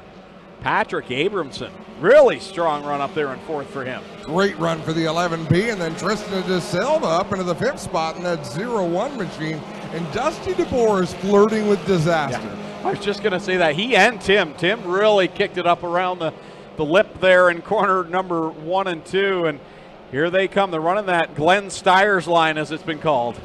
Yeah, that's intestinal fortitude is required to make that turn and ride up there that high. And Jansen's running a high line, has to be thinking, how on earth is someone trying to pass me on the outside? I'm as far up as you can go. Tim DeBoer gets so high and so far over on the right rear that at times the left rear tire not even touching the track surface. And that's something he's used to, running those bombers in the infield oval. Now troubles for the 26 of Tim Newell. Oh, and I think DeBoer's going to have to give that spot back. How frustrating is that as a driver now? For Tim Newell, he's got the net down and he'll go to the pit area. But for Tim DeBoer, you work lap after lap after lap. You finally make the pass, but the yellow flag comes out and they got to go back to the last scored lap. You know, and we had this argument 20 years ago because when we ran Sportsman as a headline division, there was a lot of influence from Merrittville and Humberstone Speedway. There was a lot of, when they went yellow at those tracks, they would freeze the field right where they were and score them. And they never had it right. You know, the first 3 or 4 would be right, but there'd be so many mistakes and people would cheat under yellow and roll ahead of a couple of cars. That was kind of the accepted practice. Well, by going back to the last completed lap, it is a hard and fast rule. Yep. The computer scoring decides it. And it was years of fierce debate. Over something that makes total sense now, especially in hindsight, which is always 2020. Sure, you work hard and you made that pass, but I would rather have accuracy and nobody cheating a system. Doesn't make it any less frustrating, though, as the driver. And now he's starting down on the inside line where he doesn't want to be. Dusty decides to restart on the outside line. So he is the control car, even though he's on the outside on the front row.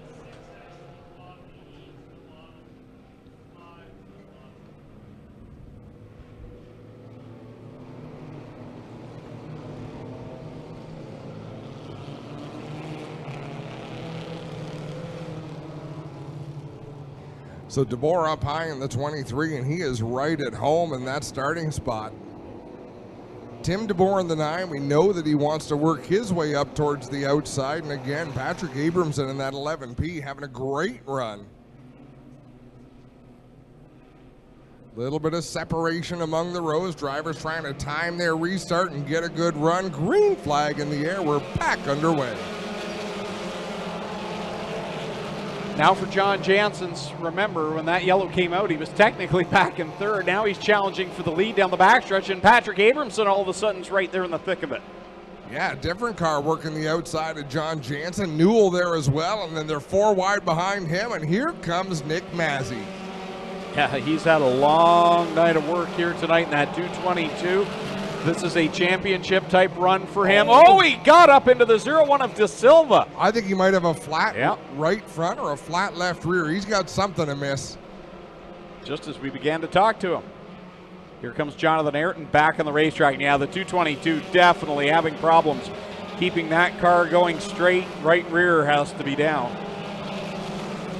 Yeah, hard to tell what tire is down, but he's definitely got a tire down, and he's going to make his way to the pits, just like Sean F. Toddy, no yellow. Wow. 2 laps to go in this mini stock feature event, and it is still anybody's race. It's been an excellent 2018 season here, just by the diversity of winners and really how tight the points battles are shaping up to be. And Tim DeBoer now, who was looking to gain a ton of points, just went off the banking. He jumped the cushion, lost a couple of spots. Everybody advances, and now it's Newell. Matt Newell always seems to be in the picture when these races draw to a close. Here he comes. He'll make a last lap charge down to the inside of Dusty DeBoer. They're side by side off of corner number 2. The first one to the line wins the race. Drag race down the back straightaway into 3 and 4. Door to door going into the turn. Oh, Newell's car bobbled. He didn't have to lift very much. They'll drag race to the finish. DeBoer takes the win. Newell second, Abramson third, Jansen fourth, Tristan De Silva fifth. And when I go and watch this race broadcast, I'm going to watch the number 19. Oh, wow, Rob Twitchett right up the door of Wade Thorne, Dale Millard. I'm not sure if that was a brake check. I think it was a brake check. And another brake check going into the pits from the looks of it, unless he's just being courteous and letting somebody through. But Kyle Wirt went into turn 3 on the outside, drove down the track, and I believe he passed 5 cars coming off of turn number 4. As Rob Twitchett unhooking.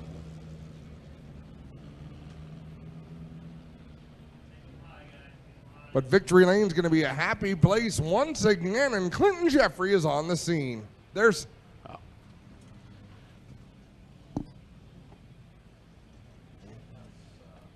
Well, Dusty DeBoer brings the Mert Timpson Auto, number 23, Caledonia Auto Supply car here to victory lane. He will get the safety gear off and make his way out here into Lucas Oil victory lane. How about it? DeBoer gets another one here tonight.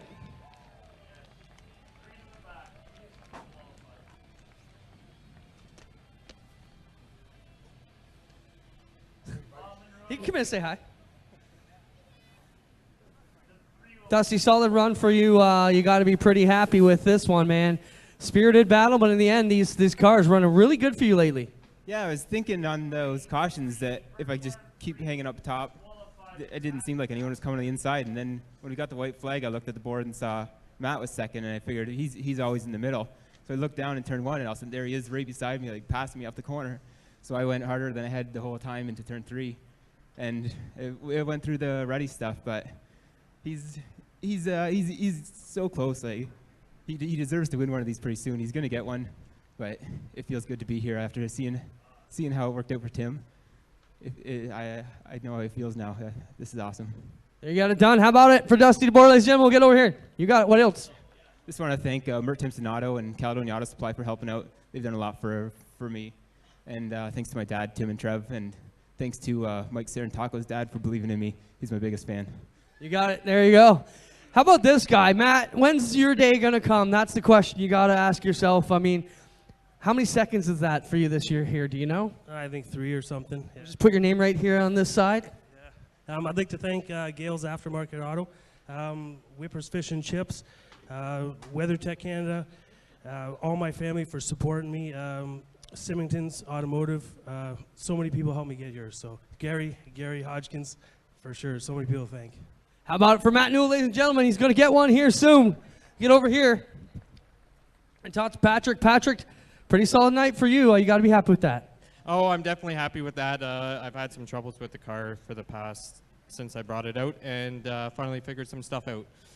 Congratulations. There he is, Patrick Abramson. How about a hand for our top three? Dusty DeBoer, Matt Newell, and Patrick Abramson, ladies and gentlemen.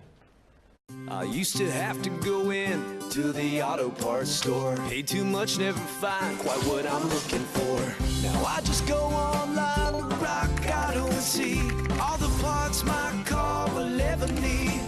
Lower prices, more parts, more brands. It's so easy to find the right parts fast. All the parts your car will ever need. Rock Auto. All the parts your car will ever need. RockAuto.com.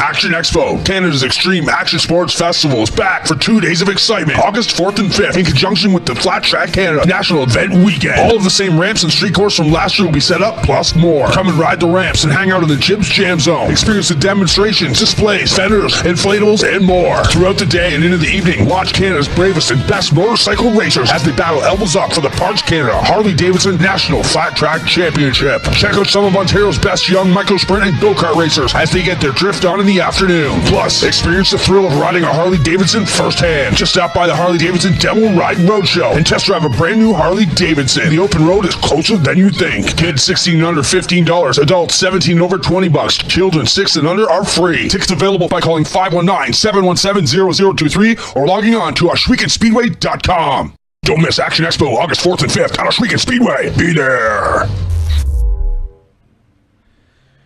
Ready to go with our final feature of the night, the Cool Kids Ice and Water Core Pack Merchandising Sprint Cars. Starting lineup for tonight's 20-lap main event looks like this. Going from the pole out of Scotland, Ontario, the Bradshaw Fuels, Ohsweken Speedway number 47X. The point leader, D-Dubs, still in Westbrook.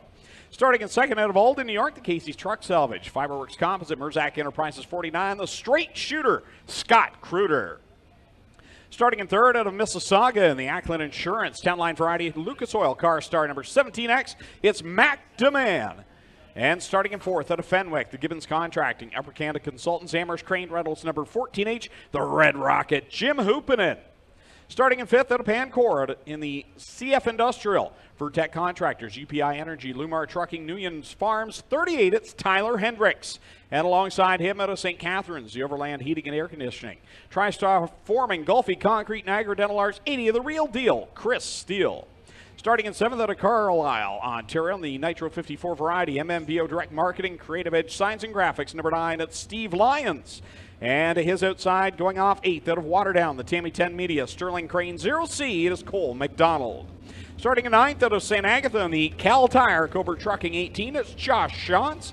And on his outside, going off 10th out of Caledonia, the Ace 1 Construction, Burger Barn, Aiken Motors, number 55, Mike Thorne.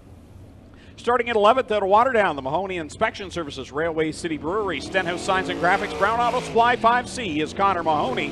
And starting at 12th out of Port Colborne, the Gillette Flooring Services, Hayner's Discount Tire and Auto Parts, Mike Knapp Ford 22 is Sean Slider. Starting at 13th out of Grimsby, car number 90 is Travis Cunningham, and alongside him, starting 14th out of Caister Center, the Charlie B. Honey, Pyatt Spring and Alignment, V&R Recycling 11 of Jamie Turner. Starting in 15th out of Caister Center, the Kingpin Farms, Aiken Motors, Burger Barn 91 is Ryan Turner. And going off 16th out of Simcoe, the Gales Auto Aftermarket 21J is John Burbridge Sr. Starting in 17th out of Charing Cross, the ERW Contracting, FixYourRide.com 9B is Scott Burke. And going off 18th out of Thamesford, the Bipond, Dowler Car and DuPont, number 6 is Curtis Gartley. Rolling off 19th out of London, the 44, Barry Dunn. And starting at 20th out of Ohsweken, the Nitro 54 variety, Ackland Insurance 15 is Dan Nanico. Starting at 21st out of Caister Center, the KT Tobacco Town Line Variety Silo Wireless number 97 is Corey Turner. And going off 22nd out of Hamilton and the Case IH Rochester Nighthawks Renway Energy number 0, Mikey Krutchka. Strickland's GM Pace Truck has the field in formation. Ladies and gentlemen, on your feet, wave these drivers on. 22 of the best, 4 abreast. Get on your feet and wave them on. They're 4 wide and fancy for you, the fans. This is the Cool Kids Ice and Water Core Pack Merchandising Sprint Cars.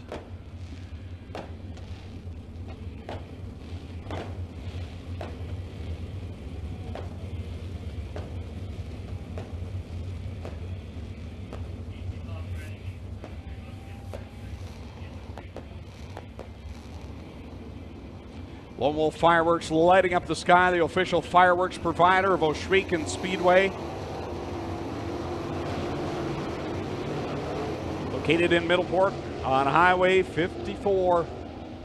Check them out online on Facebook. Lone Wolf Fireworks lighting up the sky. The Strickland GMC Pace Truck will bring them across the start-finish line to the white flag. Next time by, we're going 20 laps of green flag racing for the Cool Kids Ice and Water Core Pack Merchandising Sprint Cars. You know, we talked about wing angles earlier on. Look at the difference between the 5C of Connor Mahoney and on his outside, the 55 of Mike Thorne, just in terms of the wing angle on those cars. 5C is almost flat. The 55 is almost straight up and down.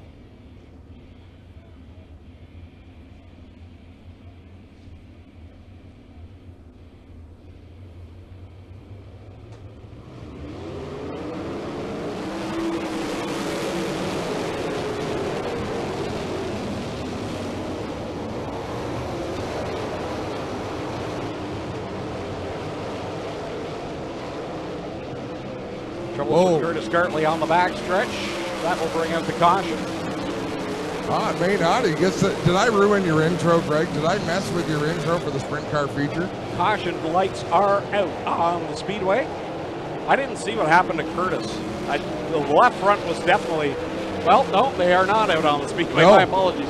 I was watching the scoring pylon on the TV screen. And yeah, made contact with John Burbridge Sr. with the left rears.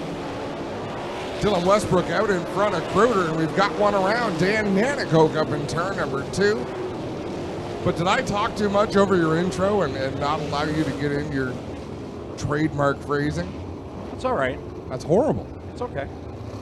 I have all year I've not done that. All year I've revered the white flag lap of a sprint car feature, and a thought rolled into my mind. I let it fall out of my mouth, and I messed up your mojo. It's all right. I apologize. Dan Nanicoke, there were some sparks. I believe it's just the brakes in the back end when he was trying to get that car back down, and he took a bit of a wild ride there. And off the initial green flag, Curtis Gartley, something on the left front, it appeared it broke, and he got into the infield. Well, he sort of jumped over the left rear of John Burbridge Sr. I thought it was going to be a real incident, and he was able to control the car and get it down to the infield and come to a stop. Did you see the start Mikey Krutchka got in that Zero machine? And he's up 10 cars so far in the first 3 laps. So whatever was wrong on the power plant of the Zero, definitely A-OK now. He went to the outside full steam ahead.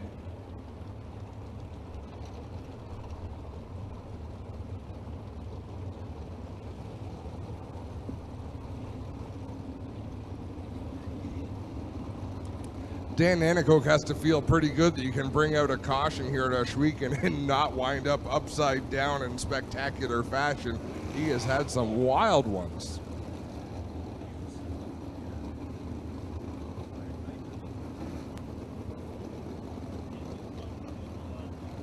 One to go, says Doug Leonard, this time at the stripe. Green flag will be out for Dylan Westbrook to lead the field in that 47 over Scott Kruger in the 49, McTaman in the 17, Chris Steele in the 80, Jim Hoopinen in the 14. That is your top 5, 6 through 10. 38 of Tyler Hendricks, the 18, Josh Shantz, the 9 of Steve Lyons. Congratulations go to Sherry Murray of Vanessa, $1,410, the win in tonight's 50-50 draw. Congratulations, Sherry Murray.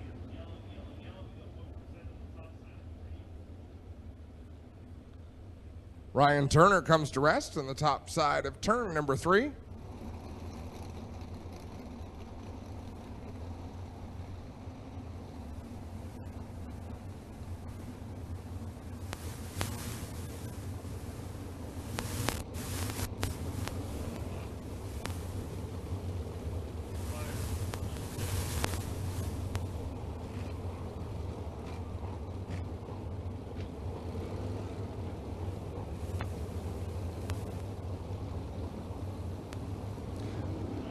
Turner finds fire in that 91 machine after getting pushed off. He'll rejoin the field at the tail end of that Kingpin at 91.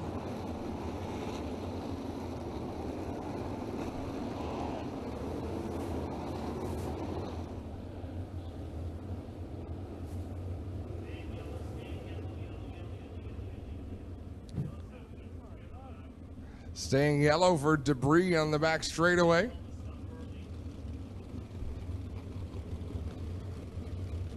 Doug Leonard encouraging his officials to find this stuff a little bit sooner.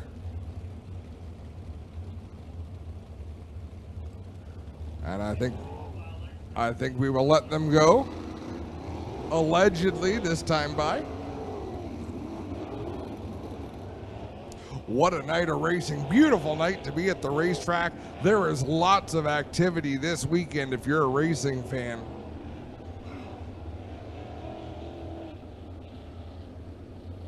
Single file past the restart cone. Dylan Westbrook will set the pace. D-Dubs sees the green and we're back on it.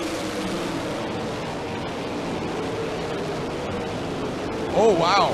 McTaman got into something there in turn number 2, and wow, Mike Thorne was way up in the air in that 55. He waited for the car to land and was able to fire off once again. Lost a little bit of track position as Steve Lyons works the outside of Josh Shantz down into turn number 1. Leader across the stripe this time will complete lap number 5. 15 to go for Dylan Westbrook. Scott Kruger in second, McTaman third, Chris Steele fourth, and Jim Hoopin in your top 5. Wow, DeMann got out of shape there in turn number 2. Here goes Kruger to the inside. Slide job in turn number 4. He shot out of a cannon down the backstretch off of corner 2. Got that big run. Dylan gets him back. Let's see if he can do it again this time off of corner 2. Dylan Westbrook very good from learning from his mistakes and miscues. But he knows Kruger is there. Wow. Speaking of miscues, he almost zigged when he should have zagged. Oh, and Kruger gets off the banking as he has to go around the slow car of Burke up in corner number 2. Burke keeps it under power, but Kruger loses a ton of track position. Yeah, Dylan Westbrook struggled as well with handling there in turn number 4, so there's lots of things happening all at the same time around the racetrack. One guy really struggling uncharacteristically is McDeman. The rear end of that car will not stay planted. He's about to drop out of the top 5. Side by side with Tyler Hendricks. Hendricks down on the inside. McDeman up on the high side. As we are halfway this time by when Dylan Westbrook comes by. 10 laps in, 10 laps to go. Westbrook catching Ryan Turner in the Kingpin Farm, number 91. He'll work around on the bottom side this time for D-Dubs. As he worked down the backstretch, he can't get the run. Meanwhile, Kruder is straightaway back in second. And there's a car at the head of the slower traffic, and it is the 9B. He is really struggling with the handling of that car, and it's affecting everyone around him. Dylan Westbrook, 4 cars through corner number 2. He'll get by them all as he gets by Ryan Turner now. John Burbridge scoots into the infield, and he'll be out of it. Wow. Ryan Turner up into Connor Mahoney in the 5 machine, and Dylan Westbrook still losing the handle on that race car. Scott Kruder's closing the gap just a little bit as he continues to work through some of this lap traffic. Here comes Westbrook, looks to the outside, now to the bottom side of Cole McDonald. Josh Shantz did a complete 360 in corner 2, and again Dylan Westbrook blows by 2 lap cars. Dylan Westbrook with nerves of steel on that 47X, approaching the 9 of Steve Lyons. He's got about half a dozen cars between himself and second place Scott Kruder.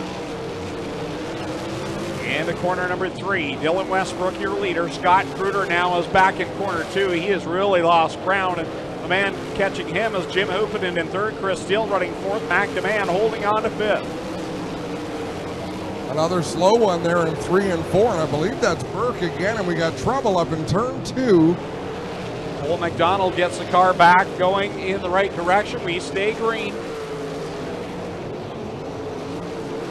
4 laps left to go. Dylan Westbrook works it down the backstretch. He's got the slow car of Scott Burke in front of him, kind of in his line. Interesting to see what line he chooses here. Westbrook working up the back of the 9B, and he woes up, heads it to the inside of the racetrack. And now the next car in front of Dylan Westbrook is the 97 of Corey Turner, the driver who came into tonight 2nd place in the points. 2 laps left to go for D-Dubs as he crosses the stripe. Scott Kruder in that 2nd position, coming off of corner 4 now. The differential in time, he is a long ways back. Turner to the inside of Mikey Krutchka. This all right in front of Dylan Westbrook. Slide job on Krutchka. Down the front straightaway they go. Westbrook with the lead, but right behind a couple of hot shoes. 7.5 second advantage for Dylan Westbrook as he works it down the backstretch into corner 3 and off of corner 4. Checkers will come out and right back to victory lane. D-Dubs, Dylan Westbrook picks up another win. Through 3. Off of 4, Scott Kruder looking to seal the deal. No, it'll be Scott Kruder's 2nd. McDeman ends up 3rd at the line. Good comeback for McDeman. I'll tell you, these race car drivers really worked for their positions tonight. Everybody was busy. That was a difficult racetrack to race on. Dry and slick. And the cream rises to the top, Greg. Dylan Westbrook was the man to beat tonight, and he got it done. Scott Kruder comes home in 2nd, McDeman 3rd, Jim Hoopanen 4th, Chris Steele 5th. Tyler Hendricks finishes the night in 6th. Corey Turner was lapped. So everyone back to 6th on the lead lap, 7th on back, all lapped. Corey Turner 7th, 8th Mikey Krutchka, 9th Josh Shantz, and Steve Lyons will complete the top 10. So Dylan Westbrook, Scott Kruder, and McDeman will all make their way down to Lucas Oil Products Victory Lane and talk with our very own Clinton Jeffrey. I want to thank the folks from Strickland's GMC for bringing us tonight's racing action. Hope everyone had a great time. And again, don't forget to be back next Friday night, 7:30 start. From 6 until 7, we have the Racers Marketplace, autograph session at intermission, Christmas in July. Bring a new toy for a discount on admission prices next Friday night. Lone Wolf Fireworks will light up the sky for Dylan Westbrook's celebration. Let's send it down to Clinton Jeffrey. Thanks so much to all you amazing fans, race teams, and our race community who gave away bikes tonight. Over 70 bikes given away. Thank you so much. Dylan Westbrook works his way out of the 47X. He's had a couple of great seasons, continuing the run tonight. How about it for Dylan Westbrook, ladies and gentlemen? Grabs another feature win here at the Big O.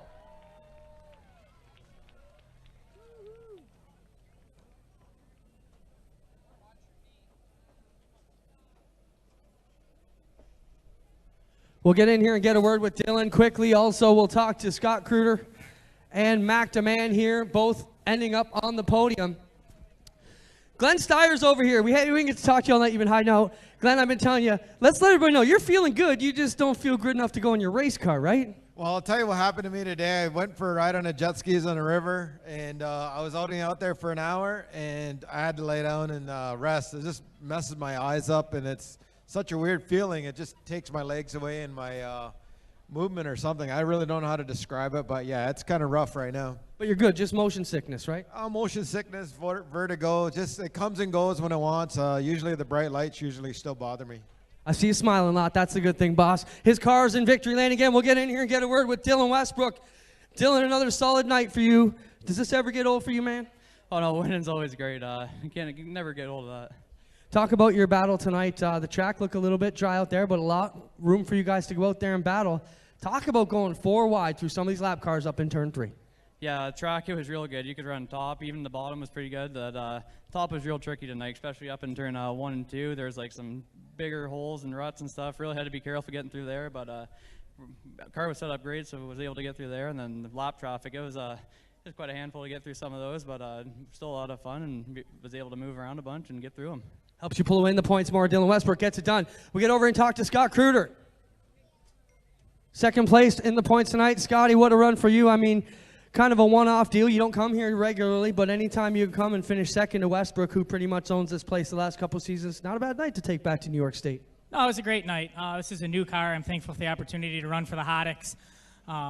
You know, if they didn't put me in the car, I'd be at home watching the live feed, which you guys do a great job, by the way. I know my wife's watching at home. So it's pretty cool that you guys do that. And yeah, the car was good. We're learning. We got to do a couple things just to get a little bit better with a full fuel load, and we'll see what we can do.